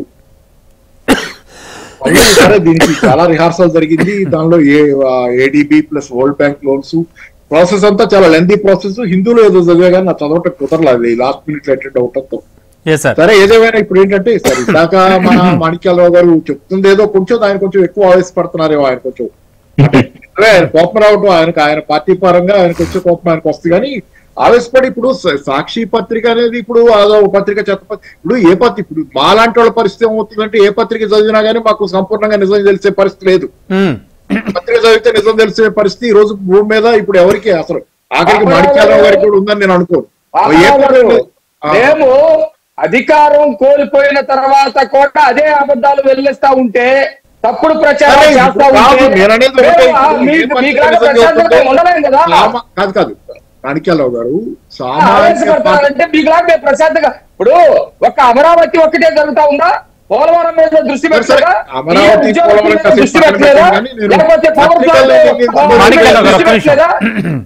సార్, పత్రికల్ని నిందించుకొని ఉపయోగం లేదు. ఎందుకంటే ఈ సామాన్య న్యూట్రల్ గా ఉండే పాఠకుడికి ఈ రోజు ఏ పత్రిక నిజం చెబుతుందనేది తెలియని పరిస్థితి. పత్రికలన్నింటినీ దూషించలేదండి పాపారావు గారు. పత్రికలు అది కాదు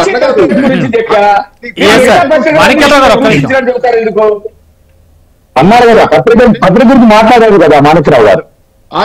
పత్రిక గురించి మాట్లాడాలా? ఓకే అండి, జనాలు పత్రికలన్నింటినీ మాణిక్యాలరావు గారు ఆగండి సార్. రామారావు గారు ప్లీజ్ మీ పర్మిట్ చేసుకోండి, ఒక నిమిషం ఆగండి. ఇప్పుడు మాణిక్యాలరావు గారు నేను అనేది ఒకటే, ఇప్పుడు మీరు అన్ని పత్రికలు అనలేదు అంటున్నారు కానీ జనాలు అన్ని పత్రికలు అంటున్నారు. ఏ పత్రిక నిజం చెప్పడం లేదు అంటున్నారు. మీరు చెప్పేది చెప్పుకోండి. అదే ఏ పత్రిక నిజం చెప్పేది లేదు. గతంలో లాగా ఒక 30 ఏళ్ల క్రితం 40 ఏళ్ల క్రితం లాగా ఓ పత్రిక చదివి సంతృప్తి పడే పరిస్థితి లేదనేది జనాల్లో ప్రివలెంట్ గా ఉన్న ఫీలింగ్. నేను అనుకోవటం ఇక్కడ ఉన్న అందరం కూడా 4 రకాలుగా 4 కోణాలు తెలుసుకోవాలనుకుంటే మనం మన పార్టీ పత్రికే కాకుండా బయటికి కూడా చదువుతున్నాం. అది దానిలో సందేహం ఏం లేదు. అలా కాకుండా పరిస్థితి లేదు. ఎవరికి పూర్తి నిజం తెలిసే పరిస్థితి అయితే మాత్రం ఒక పత్రిక చదివితే లేదు. రకరకాల కోణాల నుంచి రకరకాల మంది ఎవరికి దోచిన విధంగా వాళ్ళు రాసుకుంటున్నారు. ఎవరి ఇంటర్ప్రిటేషన్స్ వాళ్ళు ఇచ్చుకుంటున్నారు. కాబట్టి దాన్ని మనం చేయగలిగింది ఏమి లేదు. దానిలో ఒక పత్రికను ఎత్తేయాలంటే ఒక కోణం మాత్రమే కనపడుతుందనే భయం ఉంది జనాలకి. ఒక పత్రికను ఎత్తేస్తే ఆ కోణం మాయమైపోయి మిగతా కోణాలు మాత్రమే జనం ముందు కనపడతాయి. ఇవి ఉన్నాయి జనరల్ గానే. అలాగే అప్పు విషయంలో నేను అనేది ఒకటే, అప్పు విషయంలో సరే గతంలో చంద్రబాబు ఎంత అప్పు చేశాడంటే ఈ సంవత్సరం ఇప్పటికే 6 నెలల్లో 1,12,000 కోట్లు అప్పు చేశాడు అనేది మాణిక్యాలరావు గారు చెప్పాలి. అది నిజమా కాదా అనేది చెప్పాలి, ఆయన బాధ్యత అది. 1,12,000 కోట్లు ఆగండి, 1,12,000 కోట్లు ఆయన ఆల్రెడీ అప్పు చేశాడని చెప్పి ఇప్పుడు మరి ఆల్రెడీ ఈయన శ్రీలంక చేశాడా జగన్ శ్రీలంక చేస్తున్నాడా అనే ప్రశ్నలు చాలా మంది మాట్లాడుతున్నారు. ఇక ఆల్రెడీ పత్రికల్లో వచ్చిన వార్తలు కూడా నా దగ్గర కూడా నేను తీసి పెట్టాను నెట్లో, అది 1,12,000 కోట్ల అప్పు కొత్తగా అయిందని. కాబట్టి ఏంటంటే ఇప్పుడు అప్పు చాలా కామన్ నామ్ గా మారిపోయింది అనేది జరుగుతుంది. సరే, కోవిడ్ జగన్ కాలంలో నేను సమర్థించడానికి చెప్పడం లేదు కానీ అందరి పరిస్థితి అదే. కేంద్ర ప్రభుత్వం ఎందుకు అప్పు చేసిందమ్మా తల్లి నిర్మలా సీతారామన్ గారు ఆమెను అడిగితే అప్పట్లో ఆమె చెప్పింది ఏంటంటే to be fair to the centre and the states, అందరం అప్పు చేసాం, కోవిడ్ కాలంలో అప్పులు చేయని వాళ్ళు ఎవరు లేవు, అందరం ఎక్కువ అప్పులు చేసామని చెప్పి ఆమె చెప్పింది. కోవిడ్ కాలం అంటే జగన్ కాలం, దానిలో సందేహం ఉంది, నిజమే కదా అది. సరే, ఆ కేంద్ర ప్రభుత్వం ఎందుకు 150 లక్షల కోట్ల రూపాయల అప్పు మీకు ఎందుకు అయిందమ్మా అంటే ఆమె చెప్పింది ఏంటంటే రాష్ట్రాల పట్ల కేంద్రం పట్ల న్యాయంగా బ్యాలెన్స్డ్ గా మాట్లాడాలంటే అందరం అప్పులు చేసాం కోవిడ్ కాలంలో అని చెప్పారు. సరే, ఆమె చెప్పాల్సిన అవసరం లేదు. కోవిడ్ కాలంలో ఎవరికి ఆదాయాలు లేవు, అప్పులు చేశారు. దానివల్ల ఎంత అప్పు అయింది, దుబారా అప్పు ఎంత అయింది, ఎప్పుడు విచారణలు చేస్తున్నారు కదా, తెలుస్తుంది, అది వేరే విషయం. కానీ ఏంటంటే కోవిడ్ కాలంలో చాలా మందికి మినహాయింపులు ఇవ్వాల్సిన అవసరం ఉంది. తెలంగాణ ప్రభుత్వానికి, ఆంధ్ర ప్రభుత్వానిక, తమిళనాడు, ఇంకోటి కాదు, దేశంలోనే కాదు ప్రపంచవ్యాప్తంగా అమెరికా లాంటి దేశం కూడా అప్పటికే అప్పులు పాలై ఉన్న దేశం కూడా అప్పులు ఇంకా చేస్తుంది. కోవిడ్ కాలాన్ని పక్కన పెట్టి మిగతా మాట్లాడుకుందాం. రామారావు గారు, నేను మాణిక్యరావు గారికి ఒక విషయం స్పష్టం చేయదలుచుకున్నామండి. ఆయన ఏం కోట్ చేశాడంటే వైసీపీ వాళ్ళు పాటలు పాడుతున్నారు, పద్యాలు పాడుతున్నారు అనేటువంటి విధానంలో మాట్లాడారు. నేనేమంటానంటే అబద్ధాల గురించి కూడా వైసీపీ అబద్ధాలు చెప్తుంది, వైసీపీ పత్రిక అబద్ధాలు చెప్తుంది అని మాట్లాడారు. నేనేమంటానంటే మీరు 2014 ముందు రైతులకు రుణమాఫీ చేస్తామని చెప్పి, పూర్తిగా రుణమాఫీ అని చెప్పి, తర్వాత దాన్ని కుదించి 1,50,000కి కుదించి 5 దఫాలుగా 5/30లుగా విభజించి చివరి 2 భాగాల్లో ఎగ్గొట్టిన మాట వాస్తవా కాదా? అట్లాగే డ్వాక్రా మహిళలు మీరు రుణం చెల్లించొద్దు, మొత్తం మేమే రుణాలను కట్టిస్తామని చెప్పి 5 సంవత్సరాలు వేధించి వాళ్ళని బ్యాంకుల దగ్గర రుణాలు కట్టకుండా బదనాం చేసి వాళ్ళకి రుణ పరిస్థితి లేకుండా చేసినటువంటి మాట వాస్తవం కాదా? అదే బ్యాంకులకు సంబంధించి ఈ రోజు ఒక్కొక్క మహిళ 5 లక్షల వరకు రుణం తీసుకునే స్థాయికి వైసీపీ ప్రభుత్వం తీసుకున్నటువంటి మాట వాస్తవం కాదా? గతంలో ఆత్మహత్యల గురించి కానీ మనం చూసుకుంటా ఉంటే రైతాంగ ఆత్మహత్యలు వైసీపీ ప్రభుత్వం తగ్గుముఖం పట్టిన మాట వాస్తవం కాదా? అట్లాగే నేనేమంటానంటే సంఘాలు ఏదైతే ఇక్కడ మైక్రో ఫైనాన్స్ ఏదో విపరీతంగా తెలుగుదేశం ప్రభుత్వంలో వాళ్ళ తెలుగుదేశం నాయకులు కూడా విజయవాడ కేంద్రంగా కూడా కొంతమంది తండాల వ్యాపారం మైక్రో ఫైనాన్స్ చేసి పేదలను హింసించినటువంటి మాట వాస్తవం కాదా? ఈ రోజు డీబీటీ పద్ధతి ద్వారా ఏదైతే ఆర్థిక సహకారం అందించడం ద్వారా ప్రతి ఒక్కరిని కూడా పరిగణలో తీసుకోవడం ద్వారా ఈ రోజు పరిపూర్ణంగా పేద వర్గాలు చాలా ఆనందంగా ఉన్నాయి. ఈ 6 నెలల్లో ఒక్కొక్కరికి 65,000 రూపాయల దాకా రావాల్సినటువంటి సొమ్ము అందుకు వెలువెల్లాడుతున్నారు. జరిగిన క్రిస్మస్ కానీ న్యూ ఇయర్ కానీ ఎంత పేదలంగా జరిగింది బేరీ చేసుకోమనండి. అట్లాగే జీడిపిలో ముందుకు తీసుకుపోయాం. 2.5 సంవత్సరాలు కరోనా కష్టకాలంలో ప్రజలకు అండగా నిలబడినటువంటి విధానం కానీ ట్రాన్స్పరెంట్ ఇప్పుడు అదే మీ వాలంటీర్లు కాకుండా పంచాయతీ ఏదో సిబ్బంది చేత మేము చేసే ఉన్నారు. ఆ సచివాలయ వ్యవస్థ సిబ్బంది ఎవరండి? జగన్మోహన్ రెడ్డి గారు తీసుకొచ్చిన వ్యక్తులే కదా. 2,47,000 మందిని ఏపీఎస్సీ ద్వారా రిక్రూట్ చేసినటువంటి వ్యవస్థే కదా. దాన్ని మీరు ఆమోదిస్తున్నట్లే కదా. వాలంటీర్ల విషయంలో కూడా మీరు ఇచ్చినటువంటి హామీ స్పష్టంగా మనము అవగాహన చేసుకోవాల్సిన ఆవశ్యకత ఉంది. వాలంటీర్లను కొనసాగిస్తామని చెప్పి ఈ రోజు వాలంటీర్లకు మీ మంత్రివర్గంలో ఒక శాఖ కూడా ఉంది. డోలా బాల వీరాంజనేయ స్వామి వాలంటీర్ల శాఖ మంత్రిగా కూడా కొనసాగుతూ ఉన్నారు. మీరు మరి వాలంటీర్లకు వ్యతిరేకంగా మాట్లాడతారు. చంద్రబాబు నాయుడు గారేమో వాలంటీర్లు సార్ మీరు మొత్తం సమస్యలన్నీ చిట్టా చదువుతూ ఉన్నారు. మనం కేవలం ఇవాళ ఏపీ కేబినెట్ లో జరిగినటువంటి విధానపర నిర్ణయాలు అలాగే మాట్లాడుతున్నారు తప్ప వాస్తవంగా వాస్తవ పరిస్థితులు గ్రహించాలండి. ఓకే సార్ రామారావు గారు 33,000 ఎకరాల రాజధానిని నిర్మించడానికి ఎంత బడ్జెట్ అవుతుంది? 2,500 కోట్లకే సరిపోతుంది. రామారావు గారు ఒక్క నిమిషం. రామారావు గారు షూర్ మాట్లాడదాం. ఒక్క నిమిషం. సత్యమూర్తి గారు కూడా మనకి అందుబాటులో ఉన్నారు ఫోన్ లైన్ లో. సత్యమూర్తి గారు సార్, సత్యమూర్తి గారు వినబడుతోందా? సార్ సత్యమూర్తి గారు ముఖ్యంగా కేవలం అంటే అమరావతి నిర్మాణమే కాకుండా ఇవాళ తీసుకున్న మిగతా నిర్ణయాల్లో భాగంగా చూస్తే వైద్య రంగానికి సంబంధించి కూడా కొన్ని కీలక నిర్ణయాలు తీసుకున్నారు. అంటే జస్ట్ లైక్ తిరుపతిలో ఈఎస్ఐ ఆసుపత్రిని 100 పడకల వరకు కూడా ప్రతిపాదనకు పెంపు, అలాగే గుంటూరు జిల్లా పత్తిపాడు మండలం నందిపాలెం గ్రామంలో 6.5 ఎకరాల స్థలాన్ని 100 బెడ్ల ఈఎస్ఐ ఆసుపత్రికి నిర్మాణానికి కేటాయిస్తూ డెసిషన్స్ తీసుకున్నారు. అంటే విద్య వైద్యం చాలా కీలకమైన రంగాలు. వీటికి సంబంధించి కూడా ఏపీలో వర్క్స్ జరగబోతున్నాయి. దీనికి సంబంధించి ఏం చెప్తారు? కేంద్ర ప్రభుత్వం నుంచి వస్తున్న సహకారానికి సంబంధించి కానీ. కేంద్ర ప్రభుత్వం కొన్ని పథకాలకి మన సెంట్రల్ స్పాన్సర్ స్కీమ్స్ అంటాయి కదా, దాని కింద నిధులు విడుదల చేస్తుందండి. దాన్ని సమర్థవంతంగా ఎలా ఉపయోగించుకోవాలి, ఏ రకమైనటువంటి ఇన్ఫ్రాస్ట్రక్చర్ డెవలప్ చేసుకోవాలనేటువంటి దానిలో రాష్ట్ర ప్రభుత్వం ప్రణాళిక చేసి ఆ రకంగానే ముందుకు వెళ్తున్నారు. సో ఇదంతా కూడా మనకి యాక్చువల్గా మనకి 5 సంవత్సరాల్లో మనం చాలా నష్టపోయాం. అందరూ కూడా చూశారు, అది వాస్తవం. ఇప్పుడు ఏవైతే కేంద్ర పథకాలు ఉన్నాయో వాటిని ఒక సరైన పద్ధతిలో ఉపయోగించుకుని వాటి ద్వారా రాష్ట్ర ప్రజలకు ఏ రకమైనటువంటి మేలు చేయాలి. అమరావతి ఇంపార్టెంట్, కానీ అమరావతి ఒక్కటే కాదు కదండి. అన్ని రంగాల్లో కూడా అభివృద్ధి సాధించాలంటే మనం త్వరితగతిన నిర్ణయం తీసుకోవాల్సి ఉంటుంది. కాబట్టి ఖచ్చితంగా వీటిని మనం అభినందించి చేయాల్సిందేనండి. అండ్ సార్ మాణిక్యాలరావు గారు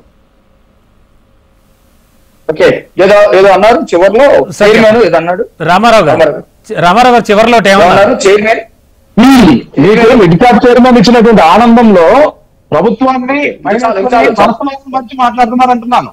రైట్ అంటే వ్యక్తిగతంగా కూడా వెళ్ళావు. ఒక్క నిమిషం కాపండి చాలు. వ్యక్తిగతంగా కూడా వెళ్ళావు. అది పబ్లిక్ కాపండి. మీ ఎంపీలు ఒక్క సెకండ్ ఆయన వర్షన్ తీసుకుందాం. మాణిక్యాలరావు గారి వర్షన్ విందాం.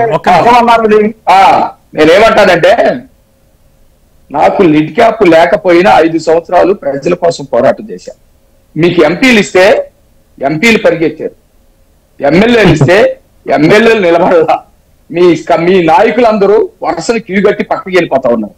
కాబట్టి వ్యక్తిగతంగా నువ్వు మాట్లాడాల్సిన అవసరం లేదు. 5 సంవత్సరాలు వైసీపీ దురాగతాల మీద, నువ్వు ఇందాక చెప్పావు కదా, వైసీపీలో జరిగిన హత్యల మీద, వైసీపీ వాళ్ళు దళితులకు సంబంధించిన పథకాలు ఎత్తేసిన దాని మీద, దళితులకి సంబంధించినటువంటి పథకాలు పేర్లు మార్చిన దాని మీద, అంబేద్కర్ విదేశీ విద్యకి పేరు మార్చిన దాని మీద, దళితులను చంపి డోర్ డెలివరీ చేసిన దాని మీద, దళితుల మహిళల్ని నడి రోడ్డు మీద కత్తితో పొడిచి చంపిన దాని మీద, గిరిజన మహిళల్ని ట్రాక్టర్లతోటి గుద్దిచ్చి చంపినాటి మీద, తర్వాత చంద్రయ్య లాంటి బీసీని గొంతు కోసి చంపేసినాటి మీద, అట్లాగే అమర్నాథ్ లాంటి బీసీ పిల్లగాడిని పెట్రోల్ పోసి తగలబెట్టిన దాని మీద, వీటన్నిటి మీద 5 సంవత్సరాల పాటు ఉద్యమం చేశా.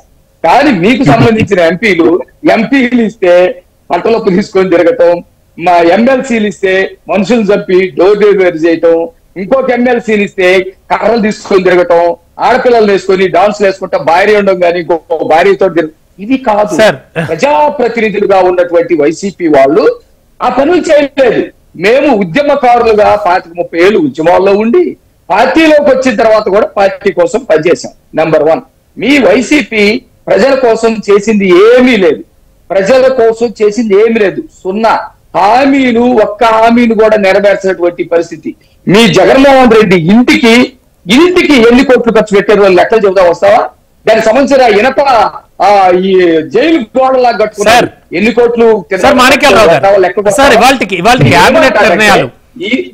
ఎంతవరకు అమలు సాధ్యం అవి మాట్లాడదాం. కూడా రామారావు మాట్లాడేటప్పుడు కూడా మీరు చెప్పాల్సింది ఇది. మనం మొదట అదే కదా మొదలు పెట్టాం. విద్యుత్కి ఆంధ్రప్రదేశ్ లో రాజధాని నిర్మాణం చాలా ముఖ్యం. రాజధాని వల్ల అనేకమైనటువంటి ఫ్యాక్టరీలు వస్తాయి. రాజధాని రాష్ట్ర గౌరవాన్ని పెంచిద్ది, రాష్ట్ర ప్రతిష్టను పెంచిద్ది. రాజధాని విధ్వంసం చేశారు, మేము పునర్నిర్మిస్తున్నాం. నెంబర్ 1. నెంబర్ 2, అట్లాగే నిరుద్యోగ యువతకి ఉద్యోగం కల్పించేటువంటి వాటిని ముందుకు తీసుకెళ్తా ఉన్నాం. ఏదైతే విద్యుత్తును మొత్తాన్ని కూడా ధ్వంసం చేశారో, రాష్ట్ర మిగులు విద్యుత్తుగా చేసినటువంటి 2014లో మిగులు విద్యుత్తుగా చేసినటువంటి దాన్ని మొత్తం 2019 నుంచి 24 లోపు విద్యుత్ వ్యవస్థని నాశనం చేశాడో వాటిని పునరుద్ధరిస్తా ఉన్నాం. అట్లాగే స్కూళ్ళకి సంబంధించినటువంటి పునరుద్ధరణ జరుగుతూ ఉంది. విద్యా వ్యవస్థలో సమూలమైనటువంటి మార్పులు తీసుకొస్తా ఉన్నాం. రోడ్లు అండి, ఒక్క రోడ్డు అంటే ఒక్క రోడ్డు ఎవరినైనా కానీ డిబేట్ లో ఉన్నవాళ్ళు కానీ లేకపోతే ఫోన్ తీసుకోవాలి కానీ 5 సంవత్సరాలు రోడ్లు మేనేజ్మెంట్ లేదు. ఒక్క మేనేజ్మెంట్ లేక మూలన పడిపోతే ఈ రోజు రోడ్లు మొత్తం కూడా సరి చేసినటువంటి పరిస్థితి ఈ రోజు కనపడతా ఉంది. వ్యవస్థలు మొత్తాన్ని ఒక్క నిమిషం సార్ పాపారావు గారు.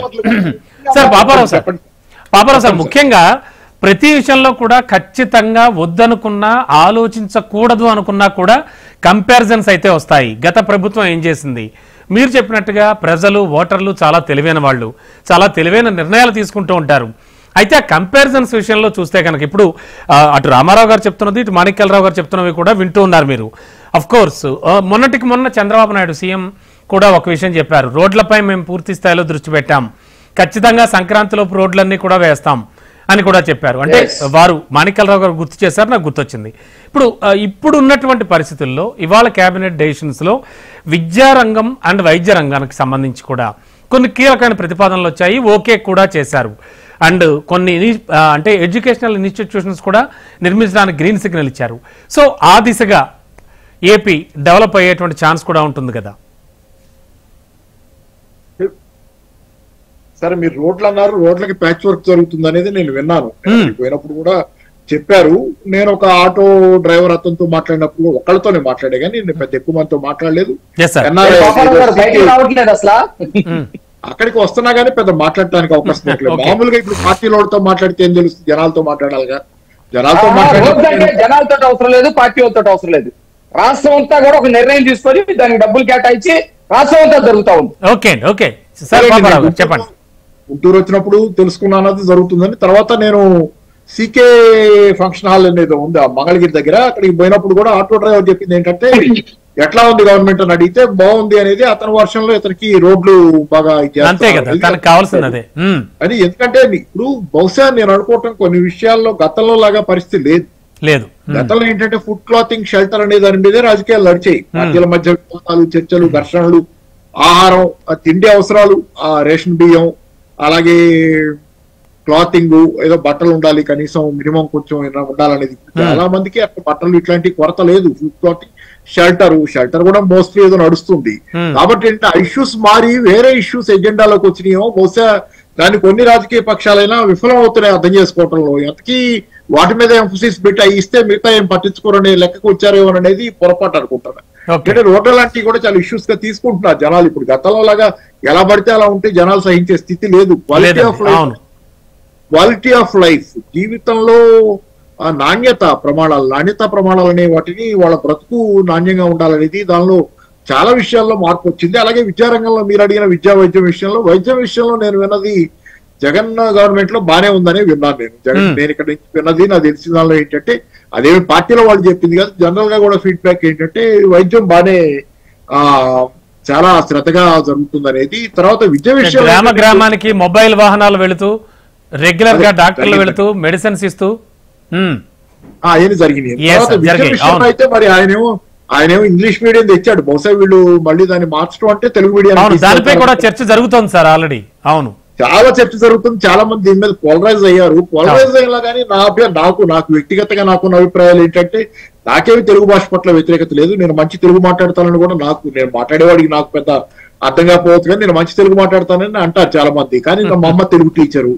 ఇవన్నీ నేను పెద్ద తెలుగు పట్ల నాకు వ్యతిరేకత లేదు. నేను జనరల్ గా రాస్తుంది కానీ పత్రికల్లో ఈ టీవీలో అంతా తెలుగు వ్యవహారమే నడుపుతున్నా. కాబట్టి తెలుగు ఉండాలని కోరుకుంటాను. నేను తెలుగు పోవాలని కోరుకోను కానీ బతకడం కోసం తెలుగుతోనే పరిమితంగా సరిపోదనేది నా ఉద్దేశం. ఎందుకంటే మనందరి పిల్లలు, మా పిల్లలైనా మనందరి పెద్దవాళ్ళ పిల్లలందరూ కూడా తెలుగు మీడియంలోనే కాకుండా ఇంగ్లీష్ మీడియంలోనే చదువుకున్నారు. మా పిల్లలు నేనైతే 10th క్లాస్ దాకా తెలుగు మీడియం అయినా నా పిల్లల్ని చిన్నప్పటి నుంచి కూడా ఎంతో కొంత ఇంగ్లీష్ లోకి తీసుకొచ్చాను కదా. ఎవ్వరు ఎంత పెద్ద వాళ్ళ పిల్లలంతా ఎవరన్నా ఎక్కడన్నా ప్రయోగం చేస్తే మంచిది. అలా కాకుండా అందరూ ఇంగ్లీష్ మీడియంలో చదువుకున్నారు. మళ్ళీ ఇప్పటికి మామూలు జనాల దగ్గరికి పోయేసరికి ఇంగ్లీష్ మీడియానికి అభ్యంతరం మీకేంటి అనేది చాలా పెద్ద చర్చ నడుస్తుంది దాని మీద.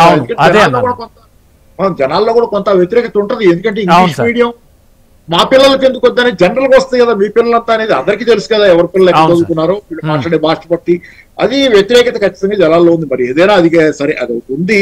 కాకపోతే జగన్ దగ్గరికి వచ్చేసరికి ఇక్కడ ఎన్ని జరిగినా జగన్ ఓడిపోవటానికి ఇంకా చాలా కారణాలు ఉన్నాయి. జగన్ ఓడిపోవటానికి 5 సంవత్సరాల పాటు జనానికి కనపడకుండా పోవటం, అతను ముందేమో మరి ఆయన ఓదార్పు యాత్ర చేసి 5 సంవత్సరాల పాటు ఆయన ఎమ్మెల్యేలకే ఆయన అందుబాటులో లేడు అనేది చాలా పెద్ద అపోదు. జనాల్లో పోయి తిప్పుతున్నాడు. ఇట్లా తిరిగి మళ్ళీ విశ్రాంతి తీసుకుంటానంటే కుదరదు కదా. కేసీఆర్ ఇక్కడ విశ్రాంతి తీసుకుంటే ఆయన బయటికి రావట్లేదు అనే ప్రశ్న ఇస్తే ఆయన కొన్నాళ్ళు విశ్రాంతి తీసుకుని మళ్ళీ బయటకు వస్తాడని కేటీఆర్ చెబుతున్నాడు. అంతేగాని జగన్ వయసు అంతా విశ్రాంతి తీసుకుంటారు. ఇప్పుడు విశ్రాంతి తీసుకునే వయసు కాదు కదా. ఆరోపణలు ఉంటాయి ఖచ్చితంగా. జగన్ బయట కనపడాలని కోరుకుంటారు జనాలు. జగన్ ఉంటే కొంత వేరేగా ఉంటుంది వాతావరణం అనేది. అది లేకుండా పోయాడు. తర్వాత అట్లాంటివి చాలా ఉన్నాయి. ఇంకోటి రెండోది ఏంటి, మీకు బటన్ నొక్కుడుతోనే అయిపోయింది ఆ కార్యక్రమం. పరిపాలనా యంత్రాంగం పరిపాలించక్కర్లేదా, లేకపోతే చాలా అవకతవకలు జరుగుతున్నాయి చూసుకోడా. నాకు తెలిసిన కొన్ని సందర్భాలు కూడా ఉన్నాయి. ఆయన చాలా అంటే ఆయన సలహాదారుల మీద ఆధారపడి వాళ్ళు చెప్పిందల్లా ఫీడ్బ్యాక్ తీసుకుంటే చాలా మంది నాకు తెలిసిన ఒక ఎమ్మెల్సీలు అంటే ఆయన కూడా ఇబ్బంది పడ్డటువంటి వాతావరణం వెళ్ళిపోయిన తర్వాత అని అనుకుంటున్నాను నాకు తెలిసి. అట్లాంటిది ఎందుకంటే బాగా ఇబ్బంది పడ్డాడు ఆయన. ఎందుకంటే ఈయన చెప్పినా దాన్ని మోసుకెళ్ళి చెప్తే ఎవరితోనో తెలుగుదేశం వాళ్ళతో మాట్లాడితే ఆయన్ని పక్కన పెట్టేసిన వాతావరణం. తెలుగుదేశం వాళ్ళతో అసలు ఎవరితో మాట్లాడుకుంటే పార్లమెంటరీ రాజకీయాలు కదా, సాయుధ పోరాటం కాదు కదా. బయట కనపడ్డ 10 మందితో మనం మాట్లాడుకుంటాం. విద్యా వైద్య రంగం కూడా ఖచ్చితంగా కొత్త పుంతలు తొక్కుతుంది అనుకోవచ్చు. అయితే విద్యారంగం కొత్త పుంతలు తొక్కుతుందని నాకు అంటే ఇప్పుడు దానిలో నా పక్షం అయితే ఇంగ్లీష్ మీడియంలో పిల్లలు చదువుకుంటేనే శ్రేయోదాయకం. ఇప్పుడు ముందు తెలుగు భాషను వీళ్ళు కాపాడుతూ వాళ్ళని వాళ్ళు కాపాడుకోవాల్సిన అవసరం ఉంది. వాళ్ళు బతకాలి కదా, పిల్లలు బతకాలి కదా. పిల్లలు బతకాలి, ఉద్యోగాలు చేయాలి. వాళ్ళు శాశ్వతంగా అక్కడే అంటే వాళ్ళు కూడా ఒప్పుకోరు. సార్ మాణిక్యాలరావు గారు చెప్పండి. పాపారావు గారు తెలుగు మీడియంలో ఉండాలని అంటలేదు. ఇంగ్లీష్ కి ఎవరు వ్యతిరేకం కాదు. జగన్మోహన్ రెడ్డి వచ్చిన తర్వాతే ఇంగ్లీష్ రాలేదు. జగన్మోహన్ రెడ్డి రాకముందు మీ పిల్లలు మా పిల్లలు ఇంగ్లీష్ లో చదువుకున్నారు. రాజశేఖర రెడ్డి ఉన్నప్పుడు, లేకపోతే చంద్రబాబు నాయుడు గారు ఉన్నప్పుడు, ఎన్టీఆర్ గారు ఉన్నప్పుడు కూడా ఇంగ్లీష్ మీడియంలో చదువుకున్నారు. జగన్మోహన్ రెడ్డి దాన్ని ఆ విధంగా ప్రచారం చేశాడు. కాబట్టి తెలుగుని వదిలేయొద్దు అని అప్పుడు చెప్పాం. ఇంగ్లీష్ ఉంటుంది, తెలుగు ఉంటుంది. ఈ రోజు మేము వచ్చాం కాబట్టి తెలుగు ఒక్కటే ఉంటుంది, ఇంగ్లీష్ ఉండకుండా పోతుంది కాదు. మాతృభాషని నిర్లక్ష్యం చేయవద్దు. మాతృభాషతో పాటు ఇంగ్లీష్ ఉండాలి, మాతృభాషతో పాటు హిందీ ఉండాలి. అంతేగాని ఈ రోజు ఆందోళన చెందాల్సినటువంటి అవసరం లేదు. అందరికీ ఇంగ్లీష్ అందుబాటులోనే ఉంటుంది, మాతృభాషకి ప్రాధాన్యత ఉంటుంది. ఓకే అండి, ఓకే. రామారావు గారు, ఇది ఈ తెలుగు భాష మీద మీరు చూసే ఉంటారండి, మాణిక్యరావు గారికి కొన్ని వార్తలు చూడాలా, కొన్ని పత్రికల్లో వచ్చినటువంటి అంశాలు కానీ, జరుగుతున్న మహాసభలు పెట్టి మండల బుద్ధ ప్రసాద్ గారు కానీ, జస్టిస్ ఎన్వి రమణ గారు కానీ ఇంగ్లీష్ మీడియం మీద తీవ్రంగా వ్యతిరేకత వ్యక్తపరుస్తున్నారు. ఇది ఎట్లా ఉందంటే దోగుండ రోషం సారా ఉద్యమం మాదిరిగా ఒక స్టాండ్ తీసుకొని తర్వాత బెల్ట్ షాపులు తీసుకొచ్చినటువంటి స్టాండ్ మాట్లాడటం కాదు. ఇక్కడ ఒక విషయం నేను అడుగుతున్న అంశానికి సంబంధించి క్లారిటీ ఇంగ్లీష్ నేర్చుకోవడం అనే దాన్ని ఎవరు కాదన్నని విషయం కదా సార్. జనరల్ గా ఎవరు వద్దనరు ఇంగ్లీష్ తెలుగుని ధ్వంసం చేశారని జగన్మోహన్ రెడ్డి తెలుగు అనేది ధ్వంసం అవుతుందని మాట్లాడుతున్నారు కదండి. రామారావు గారు క్లియర్ గా మాట్లాడారు అంత అనుభవం. అందరి పిల్లలు ఏదైతే చంద్రబాబు నాయుడు కుమారుడు లోకేష్ ఇతర దేశాల్లో ఇంగ్లీష్ మీడియంలో చదవాలా, అట్లాగే దేవాంశ్ కూడా ఇంగ్లీష్ మీడియంలో చదవాలా, కానీ రాష్ట్రం మొత్తం మాత్రం తెలుగు మీడియం. ఇది మనువాద సంస్కృతి ఉంది కదండి, దాని దగ్గర తీసుకెళ్లాలనే ఆలోచన తప్పితే ఎవరికి విద్య రాకూడదు, ప్రజలు ఎక్కడ ఉన్న వాళ్ళు అక్కడే ఉండాలా, ఇదంతా ఇప్పుడు అర్థం పడతాం లేనటువంటి సగం సగం నాలెడ్జ్ సిద్ధాంతం వేరు, ఇతర మాట్లాడేది వేరు. కూడా చదువుకోగలరని విదేశీ విద్యను మార్చేశారు. ఎందుకు తీసేశారు? విదేశీ విద్యనే ఎందుకు తీసేశారు చెప్పగలుగుతారా రామారావు గారు? జగన్మోహన్ రెడ్డి విదేశీ విధానాలు తీసుకొస్తే మాణిక్యాలరావు గారు ఒక్క నిమిషం ఆగండి. మాణిక్యాలరావు గారు మనువాదం అంటున్నాడు. మనువాదం ఎవరు? ఒక్క నిమిషం మాణిక్యాలరావు గారు. రామారావు గారు చెప్పండి. మీరు కూడా వాస్తవాలను కనుక మాట్లాడకపోతే ఒప్పుకోకపోతే అందరూ సహించరు. మాణిక్యరావు గారు అర్థం చేసుకోండి, ఆలోచించండి, అవగాహన పరచుకోండి, మంచిని మంచిగా ప్రేరేపించండి, ప్రేరణ కలిగించండి, మంచిని చేయడానికి. ఒక్క నిమిషం మాణిక్యాలరావు గారు. భ్రమంలో వద్దండి, వాస్తవ జ్ఞానం వైపు మనం ప్రయాణం చేయాలా, వాస్తవాల వైపు ఉండాలా, ఖచ్చితంగా మంచి వైపు మనం ప్రయాణం చేయాలా. నాడు నేడు మీరు సమర్థించడం లేదో చెప్పండి. వైద్య విధానంలో చూసుకుంటే ఫ్యామిలీ డాక్టర్ కాన్సెప్ట్ తీసుకొచ్చి ప్రతి గ్రామంలో కూడా ఒక ఎంబీబీఎస్ డాక్టర్ ను అవసరానికి పెడితే దాన్ని వ్యతిరేకిస్తారా మీరు? ఏంటండి ఈ పద్ధతి? ఓకే ఓకే మాణిక్యాలరావు గారు మాట్లాడదు. ఒక్క నిమిషం. షూర్ రామారావు గారు ఒక్క సెకండ్. సత్యమూర్తి గారు, సత్యమూర్తి గారు లైన్ లో ఉన్నారా? ప్రభుత్వం యొక్క ఉద్దేశం సార్ రామారావు గారు ఒక్క నిమిషం. సత్యమూర్తి గారు, సార్ సత్యమూర్తి గారు. ఓకే, కాల్ కట్ అయినట్టుంది సార్ అది. Okay, no problem. Sir Paparao sir, ముఖ్యంగా మనం ఇప్పుడు మాట్లాడుకుంటున్నటువంటి విషయాల్లో చూస్తే ఉద్యోగాల కల్పనకు సంబంధించి అంటే దేశవ్యాప్తంగా ప్రపంచవ్యాప్తంగా నిరుద్యోగ సమస్య గురించి మీరు పాపారావు గారి దగ్గరికి వెళ్ళారు. ఒక్క నిమిషం అండి, ఒక్క నిమిషం. పాపారావు గారితో మాట్లాడాక మీతో మాట్లాడతాను, మీరు మాట్లాడదు ఒక్క సెకండ్. సార్ పాపారావు సార్, 2,63,411 మందికి ఉద్యోగాల కల్పనే లక్ష్యంగా పలు సంస్థలు పలు కంపెనీలు రాష్ట్ర వ్యాప్తంగా కూడా వివిధ ప్రదేశాల్లో తలపెట్టడానికి వాళ్ళ కేబినెట్ ఆమోదముద్ర వేసింది. దీనికి సంబంధించి మనం ఏం మాట్లాడుకోవచ్చు? ఉద్యోగాల కల్పన ముఖ్యంగా ఖచ్చితంగా ఏపీ నుంచి ఇతర ప్రాంతాలకు వలస వెళ్ళి ఉద్యోగాలు చేసుకునే వాళ్ళు, చదువుకోవడానికి వెళ్లే వాళ్ళే ఎక్కువ. మరి ఈ నేపథ్యంలో ఇవన్నీ కూడా అరికట్టబడతాయనుకోవచ్చా? ప్లస్ వీరు తీసుకున్న నిర్ణయం ఎంతవరకు సఫలీకృతం అవ్వచ్చు? సార్ ఎటుకూడి ఏపీ నుంచి ఎన్ఆర్ఐలు ఎక్కువ, దాన్ని ఎటుకూడి ఎవరు ఆపలేరు. ఎందుకంటే ఇండియన్ రూపీ కంటే డాలర్ ఎక్కువైనప్పుడు అది ఎటుకూడి ఉంటుంది, వెళ్లాల్సి తప్పనిసరిగా. ఇక్కడ డాలర్ రూపాయి కంటే బలమైంది కాబట్టి డాలర్ లో సంపాదిస్తే ఎక్కువ ఆర్జన ఉంటుంది కాబట్టి ఎన్ఆర్ఐలు ఎటుకూడి ఉంటారు. కాకపోతే లోకల్ గా దేశంలో ఇతర ప్రాంతాలకు వెళ్లే పరిస్థితి ఆగాలంటే కొంత రాష్ట్రంలో బలమైనటువంటి ఆర్థిక వ్యవస్థ, అంటే జనరల్ గా ఏపీ ఇప్పటికీ వ్యవసాయక రాష్ట్రమే, పారిశ్రామికంగా ఏమీ లేదు దరిదాపుగా. అట్లాంటి రాష్ట్రంలో పారిశ్రామిక రంగం అంటే సరుకు ఉత్పత్తి రంగం కొంత, సేవా రంగం ఈ ప్రధానంగా ఎంఫసిస్ అది. అవునండి. సరే చంద్రబాబు గారు చేస్తే చేయగలగచ్చు. ఈ మధ్య ట్రెండ్ చూస్తుంటే కొన్ని వార్తలు వింటున్నప్పుడే కొంచెం ఆశాజనకంగానే ఉన్నాయి, దానిలో సందేహం ఏం లేదు, ఆశాజనకంగా ఉన్నాయి. అన్ని గ్లోబల్ కాంపిటెన్స్ సెంటర్స్ ఇట్లాంటి చాలా ఆశాజనకంగానే ఉన్నాయి వార్తలు. అంటే ఎంఓయూలన్నీ నిజమవుతాయా అంటే చాలా సార్లు గతంలో అలా లేదు అనుభవం. ఎంఓయూలు చాలా అవుతాయి. ఎంఓయూ అయినంత మాత్రాన 4 లక్షల కోట్లకి ఏదో ఎంఓయూలు అవుతున్నాయి. ఎంఓయూలు ప్రాక్టికల్ గా గ్రౌండ్ లెవెల్లో ల్యాండ్ అవటానికి కొంచెం అన్నిసార్లు జరగవు. కానీ వార్తలు వింటున్న తీరుని బట్టి చూస్తే కొంత ఆశాజనకంగా ఉంది వాతావరణం. అయినా నేను ఒకటి మాత్రం చెప్పగలను, ఈ రోజు ఉన్నటువంటి పరిస్థితుల్లో ప్రపంచవ్యాప్తంగా కూడా నిరుద్యోగం విపరీతంగా పెరిగిపోయింది. ఈ దేశంలో కూడా ప్రతి రాష్ట్రంలో నిరుద్యోగం విపరీతంగా పెరిగిపోతుంది. ప్రతి రాష్ట్రం నిరుద్యోగ సమస్య మీద ఇష్యూగానే మాట్లాడుతుంది. ప్రతి రాష్ట్రంలోనూ అధికారంలో ఉన్న వాళ్ళేమో జాబ్ క్యాలెండర్ అంటో లేకపోతే ఏది ఇంకోటి అంటారు. ప్రతిపక్షం ప్రతిసారి అధికారంలోకి రాగలుగుతుంది. ఈ మధ్య నిరుద్యోగ సమస్య అనేది మేజర్ ఇష్యూగా ప్రతిపక్షాల పోరాటానికి తెలంగాణలో అదే జరిగింది, ఆంధ్రలో జరిగింది, దేశమంతా రాష్ట్రాల్లో అదే జరుగుతుంది. నిరుద్యోగ సమస్య మేజర్ ఇష్యూ. కాబట్టి ఏంటంటే ఎంత చంద్రబాబు ఎంత పూనుకొని ఎంత చేసినా బేసిక్ గా మౌలికంగా పూర్తిగా నిరుద్యోగ సమస్యను పరిష్కారం చేయడం చంద్రబాబు కాదు కదా, ఈ దేశంలో మోడీ వల్ల కానీ ఎవ్వరి వల్ల అయ్యే పరిస్థితి. ఈ రోజు ఉన్నటువంటి వాతావరణంలో ఆటోమేషన్ పెరిగిపోయిన తర్వాత విపరీతమైన స్థాయిలో సేవా రంగంలో కూడా ఆర్టిఫిషియల్ ఇంటెలిజెన్స్ వచ్చిన తర్వాత సాఫ్ట్వేర్ రంగంలో ఉద్యోగాలు తగ్గిపోతాయి అనేది కళ్ళ ముందు ఆల్రెడీ ఒక డెడ్ ఎండ్కి వచ్చినాయి. అక్కడ ఉద్యోగాలు పెరగటంలా ఇప్పుడు ఆటోమేషన్ పెరిగిన తర్వాత రాబోట్లు కూడా వచ్చిన తర్వాత ఇక ఆర్టిఫిషియల్ ఇంటెలిజెన్స్ ఇలాంటివన్నీ వస్తున్నాయి. అదే ఇప్పుడు మైండ్ తాలూకు లేబర్ నేమో 2 రకాలుగానే మనం పని చేయగలం. ఒకటి ఏదర్ మైండ్ ఆర్ బాడీ. ఈ 2 రకాలుగానే మనం పని చేసుకుని బతకాల్సింది. మైండ్ తో చేసే పని ఏమో ఆర్టిఫిషియల్ ఇంటెలిజెన్స్ తీసుకెళ్లిపోతుంది. బాడీతో చేసే పని ఏమో రోబోట్లు వస్తున్నాయి, రకరకాల మెషిన్లు పెరిగిపోతున్నాయి. దీంతో బాడీతో చేసే పని లేబర్, ఫిజికల్ లేబర్ కి లేదు, మెంటల్ లేబర్ కి లేదు. ఏ లేబర్ అంటే ఇది ప్రపంచవ్యాప్తంగా జరుగుతున్న పరిణామం. ఒక చంద్రబాబే జవాబు చెప్పలేడు. ఎవరైనా వాగ్దానాలు అయితే అందరికి వేయచ్చు. రేపు పొద్దున వైసీపీ కూడా చెప్పొచ్చు. మళ్ళీ చంద్రబాబు ఓడించడం కోసం వైసీపీ కూడా నేను వస్తే ఈసారి మొత్తం 100 మందికి ఉద్యోగాలు ఇచ్చేస్తాను ఉన్నోళ్ళు, ఖాళీగా ఉన్నోళ్ళు అందరికీ. కానీ వీళ్ళు ఎవరి వల్ల కాదనేది మాత్రం అది ఇప్పుడు కొన్ని సంస్థలు స్థాపించబడితే ఖచ్చితంగా నిరుద్యోగ సమస్య కొంతవరకు తీరుతుంది అనుకోవచ్చు. కొంతవరకు తీరుద్ది, కానీ తీరని వాళ్ళే ఎక్కువ ఉంటారు. నేను చెబుతుంది ఏంటంటే అసంతృప్తులే ఎక్కువ ఉంటారు. ఇప్పుడు నిరుద్యోగులే ఎక్కువ ఉంటారు. ఒక్క సెకండ్ సార్ మాణిక్యాలరావు గారు చెప్పండి. ఉద్యోగాల కల్పనకు సంబంధించి పాపారావు గారితో నేను ఏకీభవిస్తాను. ఎందుకంటే భారతదేశంలోనే నిరుద్యోగత పెరుగుతా ఉంది. విపరీతమైనటువంటి చదువులు ముందుకు వస్తా ఉన్నాయి. కానీ ఏ పాలకుడైనా చేయాల్సింది ఏంటంటే నిరుద్యోగిత తగ్గించాలి. అది ప్రభుత్వ ఉద్యోగాల, ప్రైవేట్ ఉద్యోగాల ఒకటి. నిరుద్యోగిత తగ్గించడం కోసం, వాళ్ళ జీవనోపాధిని పెంచడం కోసం తెలుగుదేశం కూటమి ప్రభుత్వం అహర్నిశలు కష్టపడతా ఉంది. అనేకమైనటువంటి ప్రాజెక్టులు చేసుకుంటా ఉంది. ఎంఓయూ విషయంలో కూడా ఆయన మాట్లాడాడు. అన్ని కాకపోవచ్చు, కానీ చాలా ఎక్కువ అవటం కోసం మేము ప్రయత్నిస్తా ఉన్నాం. కానీ ఇక్కడ విచిత్రం ఏంటంటే ప్రభుత్వం మారింది, విపరీతంగా ప్రజల్లో మార్పు వచ్చేసింది.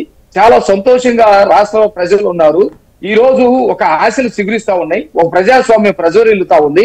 ఇప్పటికి కూడా వీళ్ళకి సంబంధించినటువంటి మనస్తత్వాన్ని మార్చుకోకుండా, మాటలు మార్చుకోకుండా, మాటలతోటి తేనెలు పలుకుతూ మా ఉద్దేశాలు విషపూర్తిగా ఉండేటట్టు చేస్తే అట్లా.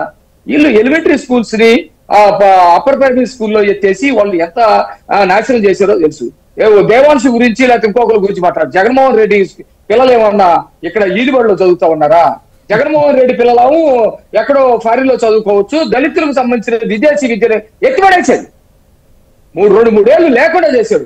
చివరిలో దళిత సంఘాలన్నీ కూడా పెద్ద ఎత్తున ఉద్యమం చేస్తే తర్వాత సంగతి అని చెప్పేసి అంబేద్కర్ విదేశీ విద్యగా ఉన్నదాన్ని ఆ పేరు మార్చి జగనన్న విదేశీ విద్య అని పెట్టాడు.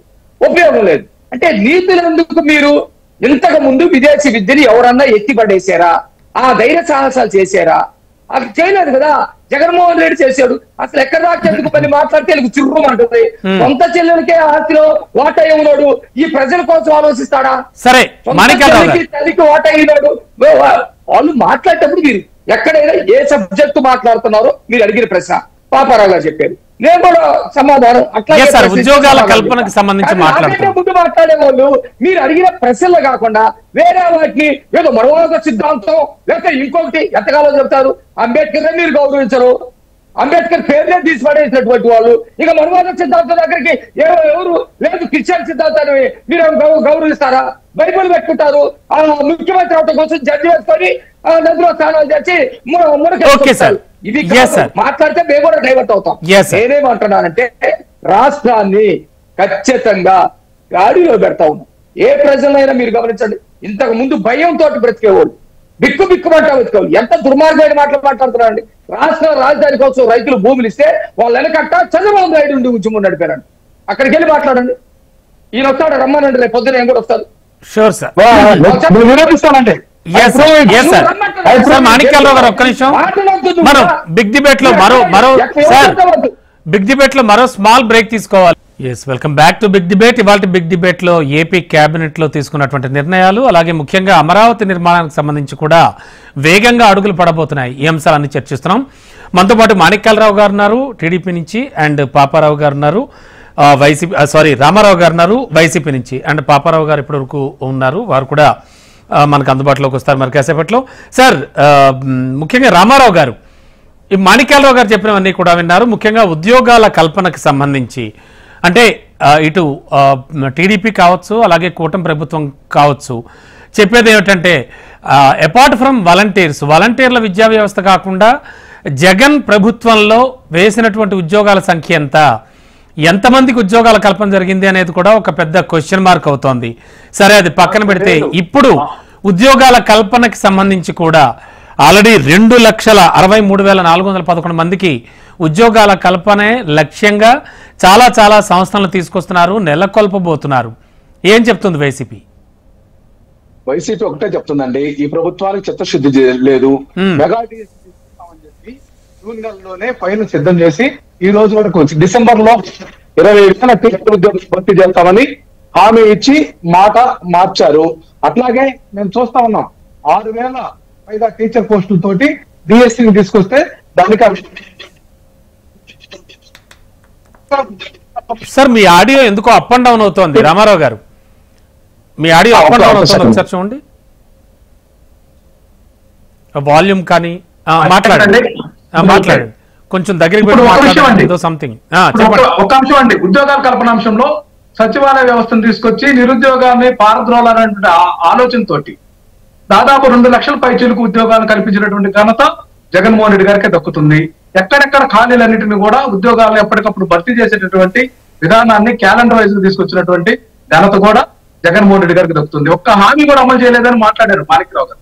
ఇది కాదు, భారతదేశ రాజకీయ చరిత్రలోనే మేనిఫెస్టోలో పొందుపరిచినటువంటి అన్ని అంశాలను కూడా ఖచ్చితంగా 99.5% హామీలను నెరవేర్చినటువంటి మొట్టమొదటి ఏదైతే ప్రభుత్వం గానీ పార్టీ గానీ ఉందంటే అది వైఎస్ఆర్ కాంగ్రెస్ పార్టీ. ఈ చరిత్రలో లిఖించదగినటువంటి అంశం అండి. ఈ అంశాలన్నిటి కూడా కాదని పారదర్శకటువంటి విధానాలకు స్వాగతం పలకాల్సింది పోయి మోస విధానాలకు మేము మద్దతు పలుకుతామనేటువంటి ఆలోచనతో ఉంటే మనం ఎక్కడున్నాం అనేది ఆలోచించాలి. రాను యువతలో చైతన్యం పెరుగుతుంది, యువతలో నాలెడ్జ్ పెరుగుతా ఉంది, యువతలో ధైర్య సాహసాలు పెరుగుతున్నాయి. వీటన్నిటిని ఆలోచన చేయండి.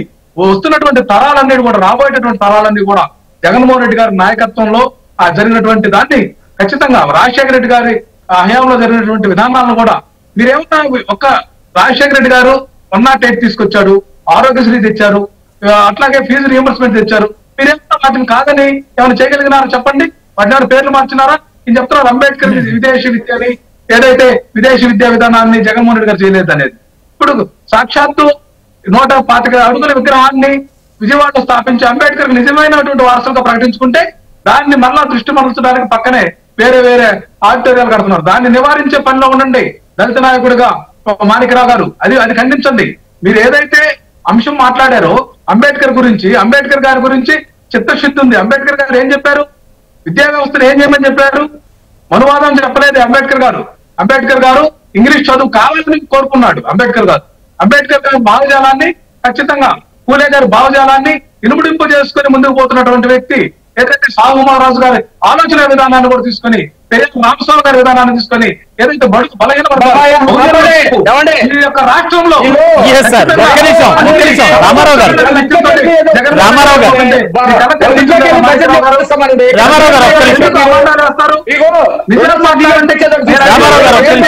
నేను అడిగిన ప్రశ్నలకు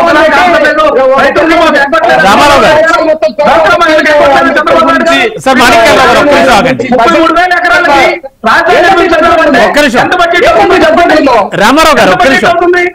గారు ఒక్క నిమిషం 3,000 ఎకరాలకు సంబంధించి మనం ఉద్యోగాల కల్పనకు సంబంధించి అంశం మాట్లాడుతున్నాం. రామారావు గారు మీరు అనుకున్నటువంటి అమరావతి రాజధానిని ఎప్పుడు 2047 పూర్తి చేస్తారా? విజన్ 2020, విజన్ 2047 ఇదంతా ఏం లేదు. 2020 అంటే లోకేష్ గారిని ముఖ్యమంత్రిని చేసుకునే టార్గెట్. 2047 అంటే మాణిక్యాలరావు గారి వెర్షన్ కూడా టార్గెట్ తప్పితే, మాణిక్యాలరావు గారి వెర్షన్ 420 తప్పితే 2020 లేదు. విజన్ 2047 కూడా లేదండి. ఒక్క నిమిషం సార్ మాణిక్యాలరావు గారు, 2047 వరకు కూడా నిర్మాణం జరుగుతూనే ఉంటుందా? రామారావు గారు అడుగుతున్నటువంటి క్వశ్చన్. కాదండి, ఇట్లా వీళ్ళు చెత్త గురించి ఆలోచించకుండా ప్రజల గురించి, ప్రజాస్వామ్యం గురించి, రాజ్యాంగం గురించి ఆలోచిస్తే బాగుంటుంది. ఒక సినిమా పున్నమి రాగానే ఒక సినిమా ఉండేది, వాడికి ఒళ్ళంతా విషయమే, కానీ ఒక్క రోజుతో రాదు. రోజు కొంచెం విషయం తినంగా పాపం వాడికి తెలియకుండానే విషయం అయిపోతాడు. వైసీపీకి సంబంధించినటువంటి వాళ్ళు ఆ జగన్ చాలా మంది వెళ్ళిపోయారు. నాకు తెలిసి నేను 5 ఏళ్ల నుంచి డిబేట్ లో ఉన్నా, రామారావుని ఎప్పుడు నేను చూడాల, అంటే ఆయన సీనియర్ నాయకులు ఉండొచ్చు నాకు తెలియదు, నేను ఎప్పుడు చూడాల. చాలా మంది పారిపోయారు, వెళ్ళిపోయారు, దాక్కున్నారు. వీళ్ళు ఇప్పుడు ఇదే మాట్లాడుతున్నారు. అంబేద్కర్ ఐడియాలజీ అంటే ఏంటి? అంబేద్కర్ ని నోటితో స్తుతించడం కాదు. నువ్వు రాజధానిలో ఉన్నటువంటి అంబేద్కర్ స్మృతి వనంలో ఎందుకు కట్టలేదు? అక్కడికి విజయవాడలో ఎందుకు తీసుకెళ్లి కట్టావు?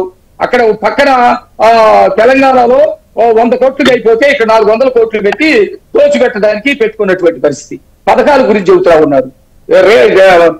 రేషన్ పథకం తీసుకొచ్చింది ఎవరు? పక్కా ఇల్లు పథకం తీసుకొచ్చింది ఎవరు? పెన్షన్ పథకాన్ని తీసుకొచ్చింది ఎవరు? ఎట్లా చెప్పుకుంటూ వెళ్తే బోల్డ్ అని మేము చెబుతా ఉంటాం. జగన్మోహన్ రెడ్డి వాళ్ళ విజన్ అని ఎగతాలు చేస్తా ఉన్నారు. విజన్ అంటే నేను బ్రతుకుంటానని కాదు, భవిష్యత్తు ఇట్లా ఉండాలని అనుకోవటం. నిన్న వాళ్ళ జగన్మోహన్ రెడ్డి కూడా మాట్లాడుతూ ఉన్నాడు. విజన్ 2047 అంటండి, అప్పుడు దాకా బతుకుంటాడా? ఏందండి మాటలు? అప్పుడు దాకా బతుకుంటేది ఏంది? అప్పటికి రాష్ట్రం ఎట్టు ఉండాలి, రాష్ట్ర భవిష్యత్తు ఎట్టు ఉండాలి, రాష్ట్రంలో చదువుకున్న వాళ్ళు భవిష్యత్తు ఎట్లా ఉండాలి, ఒక దూరదృష్టి, ఒక ఆలోచన. అవును, దూరదృష్టి. పరిశ్రమ ఈ విధంగా రావాలి, రోడ్లు ఈ విధంగా రావాలి, డెవలప్మెంట్ ఈ విధంగా రావాలి. ఎప్పుడు బతుకుంటారండి? చంద్రబాబు లోకేష్ ముఖ్యమంత్రి చేసుకుంటారు. ఇప్పుడు లోకేష్ గారు ముఖ్యమంత్రి చేసుకుంటారు లేదా పక్కన పెట్టండి. రాజశేఖర రెడ్డి గారు జగన్ ముఖ్యమంత్రి చేయలేదని ఏపీఎస్సీని. మీరు మాట్లాడితే నేను మాట్లాడతా, సబ్జెక్టు మీద మాట్లాడండి. విజన్ అంటే భవిష్యత్తు ఎట్లా ఉండాలి. నాకు ఒక విజన్ ఉంటది, నా ఇల్లు ఎట్లా ఉండాలని. వీళ్ళు బోగులైనోడు ఇల్లు ఎట్లా ఉండాలనుకుంటున్నాడని అంటే అట్లా కాదు, అట్లా కట్టుకోవాలని నీకు ఒక విజన్ ఉంటది. ఏదో చచ్చిపోయినటువంటి అత్యాచారంతో కూరుకుపోయినటువంటి వైసీపీ చేసుకో, తప్పులేదు. రాష్ట్రంలో ఈ రోజు ఒక విజనరీ పరిపాలిస్తా ఉన్నాడు. మీతోటి కంపేర్ చేయండి ప్రతి విషయంలో. పోలవరం అప్పటికి ఇప్పటికి, రోడ్లు అప్పటికి ఇప్పటికి, లేకపోతే పెన్షన్ అప్పటికి ఇప్పటికి, జాబ్ క్యాలెండర్ మీరు అన్నారు, వచ్చిన తర్వాత డిఎస్సి మేము అప్పటికి ఇప్పటికి, ఇసుక విధానం అప్పటికి ఇప్పటికి. ఇది కదా మాట్లాడాల్సింది. మనం వచ్చి దాంతో పెరిగారు, మేము కూడా మాట్లాడాం. ఏ ఉద్యమంలో ఉన్నారో నాకైతే తెలీదు. నేను కూడా దాదాపు 30 ఏళ్ళు ఉద్యమంలో ఉన్నా, నాకు తెలుసు. నీ సిద్ధాంతాలు అట్లా ఉంటే సిద్ధాంతం కోసం పనిచేయి. ఒక నేరపూర్తమైనటువంటి పార్టీలో చేరి అపవిత్రమైనటువంటి ప్రదర్శనలో కూర్చొని okay sir, one second Manikyalarao గారు ఒక్క సెకండ్ వారి వెర్షన్ కూడా తీసుకుందాం. సార్ మాణిక్యాలరావు గారు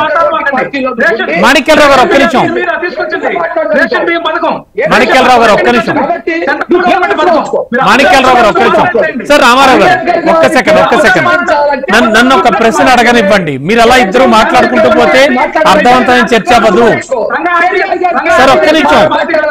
మాణిక్యాలరావు గారు ఒక్క నిమిషం. సార్ మాణిక్యాలరావు గారు మీరు ఆగండి ఒక్క నిమిషం.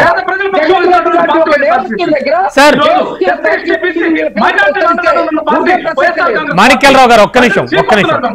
సార్ రామారావు గారు ముఖ్యంగా ఆల్రెడీ అంటే పాఠశాలల పునఃప్రారంభం లోపు ఖచ్చితంగా తల్లికి వందనం అమలు చేయాలని కూడా ఇవాల్టి భేటీలో డెసిషన్ తీసుకోవడం జరిగింది. అఫ్ కోర్స్ మీరు అమ్మ ఒడి అన్నారు, వీరు తల్లికి వందనం అంటున్నారు. దానికి సంబంధించి కూడా విధానాలు ఏం చెయ్యాలి అనేది ఒక రూట్ మ్యాప్ వేశారు. ఎప్పుడు ఇస్తారండి? ఏ విద్యా సంవత్సరం ఇస్తారు? రైతుల సహాయం ఏ సంవత్సరం ఇస్తారు? ఇప్పటికే జరిగిపోయింది. పార్టీ చేసి ఉండాల్సింది కదా. జగన్మోహన్ రెడ్డి గారు ఇచ్చేదానికంటే కూడా ఎక్కువగా ఇస్తామని చెప్పి ఇప్పటికి ఎందుకు ఇవ్వలేదు అనేది మా ప్రశ్న అండి. ఉచిత ఇసుక అని చెప్పి మభ్యపెట్టి ఈ రోజు ఉచిత ఇసుక ఎక్కడుందని చెప్పండి. ఇసుక ఎంత కాస్ట్ తయారైంది? గత ప్రభుత్వం కంటే ఎక్కువ అమ్మట్లేదా? అట్లా చూస్తా ఉన్నాం మనం. ఏ పథకం పెట్టినా కూడా ఇదే విధానం కొనసాగిస్తున్నారు తప్ప వీళ్ళ కాడ చిత్తశుద్ధి అనేటువంటి మాటకు అర్థం లేదు. ఇప్పటికే 150 మంది మహిళల మీద, బాలికల మీద ఏదైతే అఘాయిత్యాలు జరిగినాయి వాటి మీద స్పందన లేదు. రైతులు 150 మందికి పైగా ఆత్మహత్యలు చేసుకుంటే 95 అధికారికంగా ప్రకటించారు. ఈ రైతు ఆత్మహత్యల గురించి కేబినెట్ లో చర్చే లేదు. వీళ్ళు ఇప్పటి వరకు మారణకాండ చేశారు ఈ రాష్ట్రంలో. సార్ లేదు, రైతులకు సంబంధించి కూడా కొన్ని డెసిషన్స్ తీసుకున్నారు సార్.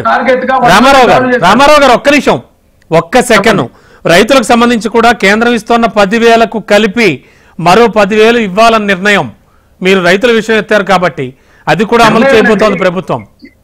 ఎప్పటి నుంచి ఇస్తారనేది స్పష్టత లేదు ప్రభుత్వానికి.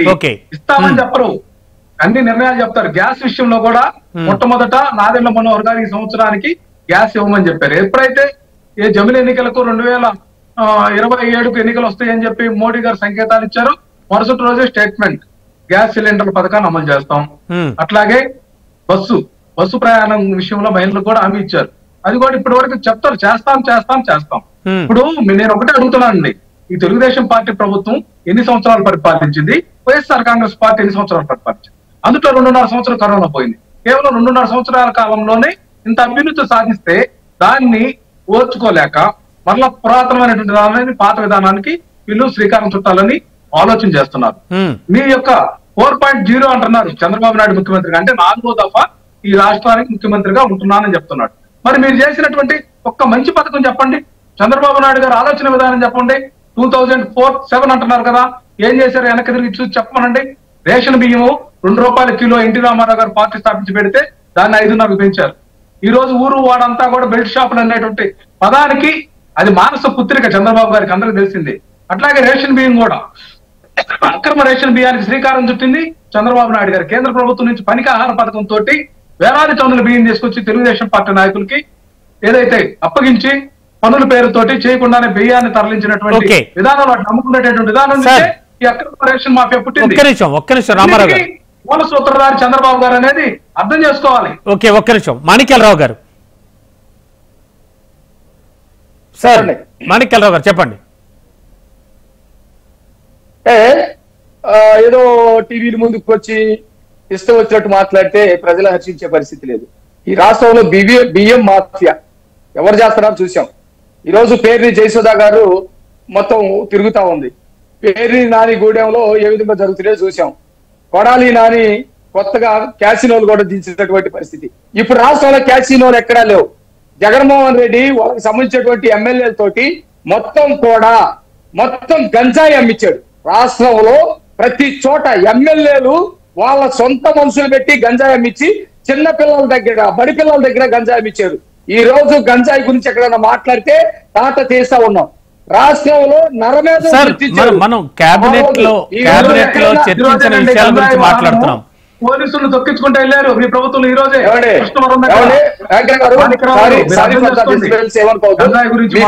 తెలీదు, ఒక్కసారి చెప్పండి. రామారావు గారు, నా పేరు రమణ అండి. రమణ గారు, మీరు అడిగిన ప్రశ్నకు తప్ప మిగతా పిచ్చి పిచ్చి కబుర్లు చెప్పేదాంతసేపు మీరు వింటున్నారు. క్యాబినెట్ విషయం అతను మాట్లాడి సమాధానం చెప్పకపోతే మీరు చెప్పండి, మిమ్మల్ని అడుగుతున్నాను నేను. మీరు మాట్లాడిన వినండి, మీరు ఏదైతే అడిగారో దానికే సమాధానం చెప్పాలనే ఉద్దేశం నాకుంది. అవును, కానీ అతను ఇందాక చర్చలో కూడా 2014 ముందు కూడా చర్చ పెట్టారు. నేను సమాధానాలు ఎందుకు సరే అంటే కొన్ని విషయాలు ముందు వెనక వస్తూ ఉంటాయి కాబట్టి మీరు చెప్పండి సార్. ముందు వెనక కాదండి, చాలా క్లియర్ గా చెప్పాం. చెప్పిన తర్వాత కూడా ఏది అభ్యున్నతి అంట. ఏంటండి అభ్యున్నతి? 5 ఏళ్ల అభ్యున్నతి ఏంటి నాకు అర్థం కాలేదు. మహిళలు రేప్ చేయటం అభ్యున్నత, దళితుల మీద అత్యాచారాలు చేయటం అభ్యున్నత, పిల్లలు చదువుకునే ఫీజు రింబర్స్మెంట్లు చేయటం అభ్యున్నత, లేకపోతే జాబ్ క్యాలెండర్ రీఫండ్ ఉండటం అభ్యున్నత. ఇదంతా మాట తప్పలేదంట. దాని కొటేషన్ మాట తప్పరు మడవ తిప్పరు. మద్యపాన నిషేధం చేస్తామని చెప్పలేదా? పోలవరాన్ని బుల్లెట్ దించి 2021కే కట్టేస్తామని చెప్పలేదా? సిపిఎస్ రద్దు చేస్తామని చెప్పలేదా? వీటిని గురించి చర్చించండి. మీరేదైనా మమ్మల్ని అడగాలి అంటే నేనేమి విషయాలు జోలికి వెళ్దాం. 2019 నుంచి 2021 ఇది ఎప్పుడో ఒక శతాబ్ద కాలం క్రితం జరిగింది కాదు, 6-7 నెలల క్రితమే. 6-7 నెలల క్రితం జరిగినట్టు ఒక్కొక్కటి చర్చిద్దాం రండి. ఒక్కొక్కటి మీరు ఇచ్చిన హామీల లిస్టు, తప్పిన లిస్టు మొత్తం నేను చెబుతాను రండి. ఎందుకు ఇవన్నీ మాట్లాడతాం? కాబట్టి పేరు బియ్యం అక్కడరావు అని ఎవరండి చేస్తుంది ఈ రాష్ట్రంలో? మొత్తం ఈ చంద్రశేఖర్ రెడ్డి ఎవరో ఉన్నారు కదా, అతనికి సంబంధించినటువంటి పరిస్థితి ఏంటి? Okay sir. క్యాషిలో తీసుకొచ్చింది మాణిక్యాలరావు గారు ఒక్క నిమిషం వారిని కూడా రామారావు గారిని కూడా అడుగుదాం. ఒక్క నిమిషం రామారావు గారు, ఇప్పుడు సూపర్ 6 పథకాలు రామారావు గారు సార్ ఒక్క నిమిషం మాణిక్యాలరావు గారు. రామారావు గారు, సూపర్ 6 పథకాలు ఏవైతే ప్రకటించిందో కూటమి ప్రభుత్వం, ఆ పథకాల అమలు దిశగా కూడా కేబినెట్ లో రాష్ట్ర కేబినెట్ లో చర్చ జరిపారు. ఆల్రెడీ ఆ పథకాలన్నింటికీ కూడా పచ్చ జెండా ఊపారు, నిధులు కేటాయించడం మొదలు పెట్టారు. రామారావు గారు, పచ్చ జెండా ఒకటండి రమణ గారు, పచ్చ జెండా ఎన్నికలకు ముందే ఊపారు. ఇప్పటికి 6.5 మాసాలు అయింది, మీరు అర్థం చేసుకోండి. కేబినెట్ లో కూడా మళ్ళీ ఒక్కో పథకం అమలు చేస్తున్నారు కదా, చిత్తశుద్ధి లేదనేది ఖచ్చితంగా కనిపిస్తుందండి. దాని బడ్జెట్ ఏంది, అలొకేషన్, అసలు ఓట్ ఆన్ అకౌంట్ బడ్జెట్ 2వ దఫా మళ్ళీ 3వ దఫా పెట్టేది ఏంటండి? ఎందుకు మీరు రెగ్యులర్ బడ్జెట్ ప్రకటించలేకపోయారు? ఎందుకంటే ఈ మోసపు హామీలు బయటపడతాయనేటువంటి ఉద్దేశంతో మీరు టెక్నికల్ గా ఓట్ ఆన్ అకౌంట్ బడ్జెట్ ప్రవేశపెట్టారు. రెగ్యులర్ బడ్జెట్ ఎక్కడ ప్రవేశపెట్టలేదు ప్రభుత్వం అధికారంలో రాగానే. మీరు గమనించాలి కొన్ని విషయాలు. ఈ ప్రభుత్వం మోసపూరితమైనటువంటి విధానంతో, డైవర్షన్ పాలిటిక్స్ తోటి, లడ్డు వివాదం, అట్లాగే మనకు సంబంధించిన కరెంటు వివాదం, ఫైబర్ నెట్ వివాదం, వీటన్నిటిలో ఎక్కడన్నా ఇంత చింతాకంత అయినా సరే విషయం బయటకు వచ్చిందా? అసలు ఈ రాష్ట్రంలో జగన్మోహన్ రెడ్డి గారి వల్ల నష్టపోయామని ఏ ఒక్కరన్నా ఫిర్యాదు చేసిన దాఖలాలు చూపించమనండి, వీళ్ళు ఆడిపోసుకుంటున్నారు. ఎవరన్నా సరే మేము ఈ రాష్ట్రంలో మోసపోయామని ప్రజలైతే చాలా క్లియర్ కట్ గా తీర్పు ఇచ్చారు కదా రామారావు గారు. మాణిక్యాలరావు గారు అర్థం చేసుకోండి, మీరు ప్రజలు చాలా క్లియర్ కట్ గా తీర్పు ఇచ్చారు, దాన్ని ఎలా అర్థం చేసుకుంటోంది వైసీపీ? అవునండి, ఎవరైతే మీరు 3 పార్టీలు కలిసి అబద్ధ ప్రచారం, ఒకటే చెప్తున్నా, ల్యాండ్ టైటిలింగ్ యాక్ట్ ఎన్డీఏ కూటమి అంటున్నారు. ఎన్డీఏ నీతి ద్వారా ల్యాండ్ టైటిలింగ్ యాక్ట్ తెచ్చింది, దాన్ని ఆంధ్రప్రదేశ్ ప్రభుత్వము అడాప్ట్ చేసుకుంటే దాని మీద ఎంత విషయం చెప్పారు అంటే కేంద్రంలో ఒక విధానం, రాష్ట్రంలో ఒక విధానం. ఈ విధానం ఖండించింది కదా బీజేపీ. మీ సూపర్ 6 పథకాలు మాకు సంబంధం లేదని బీజేపీ చెప్పింది కదా. అక్కడే మీ నైతికత, మీ యొక్క పార్టీ యొక్క విధి విధానాలు, బీజేపీ విధి విధానాలు అక్కడ ప్రస్ఫుటమయ్యాయి కదా. మీ అందరికి పరస్పర వ్యత్యాసం ఉంది. మీ 3 పార్టీల ఆలోచన విధానం గాని, ప్రజల పట్ల చేయాల్సినటువంటి అంశంలో గాని మీరు ఎక్కడా లేరు. కేవలం 3 పార్టీల ఒక్క నిమిషం రామారావు గారు, ఆల్రెడీ రాష్ట్రానికి సార్ రామారావు గారు ఒక్క నిమిషం రామారావు గారు అధికారంలోకి వచ్చినటువంటి ప్రభుత్వాన్ని చివరిదాకా ఉపయోగించుకోవడానికి మీ ప్రణాళిక రచన తప్పితే ప్రజాస్వామ్యంలో. సార్ రామారావు గారు ఒక్క నిమిషం, మీకే ప్రశ్న అడుగుతున్నాను, ఒక్క సెకండ్ సార్. ఒక్క ప్రశ్న రామారావు గారు, ఆల్రెడీ ఎంతవరకు బకాయిలు ఉన్నాయని డిప్యూటీ సీఎం అడిగితే దానికి ఆర్థిక శాఖ మంత్రి జవాబు ఇచ్చారు. 1,30,000 కోట్లకు పైగా బకాయిలు ఉన్నాయని. దీన్ని ఎలా మాట్లాడుకోవచ్చు?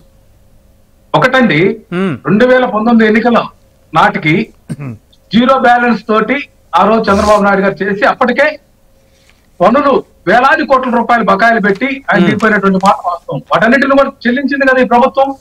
మరి కొన్ని బకాయిలు ఉంటాయి, 900 కోట్ల రూపాయలు మిగులు బడ్జెట్ ను మీ నిలవ పెట్టి జగన్మోహన్ రెడ్డి గారు మీకు అధికారాన్ని అప్పగించారు.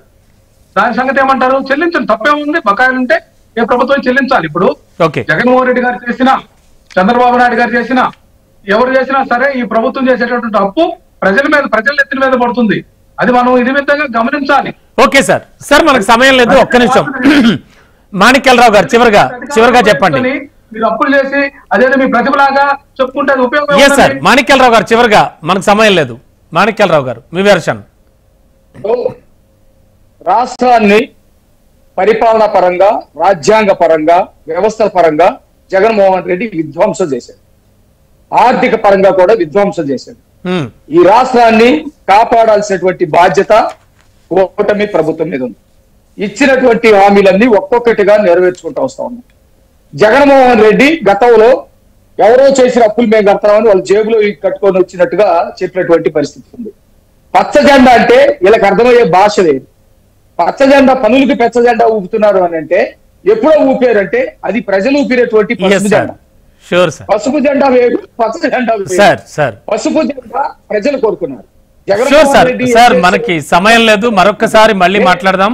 అందుకనే నేను చెప్తాను, ఒక్క మాట చెప్పండి. ప్రజలు ఫైనల్ గా జగన్మోహన్ రెడ్డి పరిపాలనకి పనికి రాడు అని తీర్పిచ్చి కూర్చోబెట్టేది Yes, sir. Sure, sure. మనకి సమయం లేదు. Okay sir, thank you so much Manikyalarao గారు అండ్ రామారావు గారు, అలాగే ఫోన్ లైన్లో అందుబాటులోకి వచ్చి వారి వెర్షన్ వినిపించిన సత్యమూర్తి గారు అండ్ పాపారావు గారు, విశ్లేషకులు అందరికీ కూడా ధన్యవాదాలండి.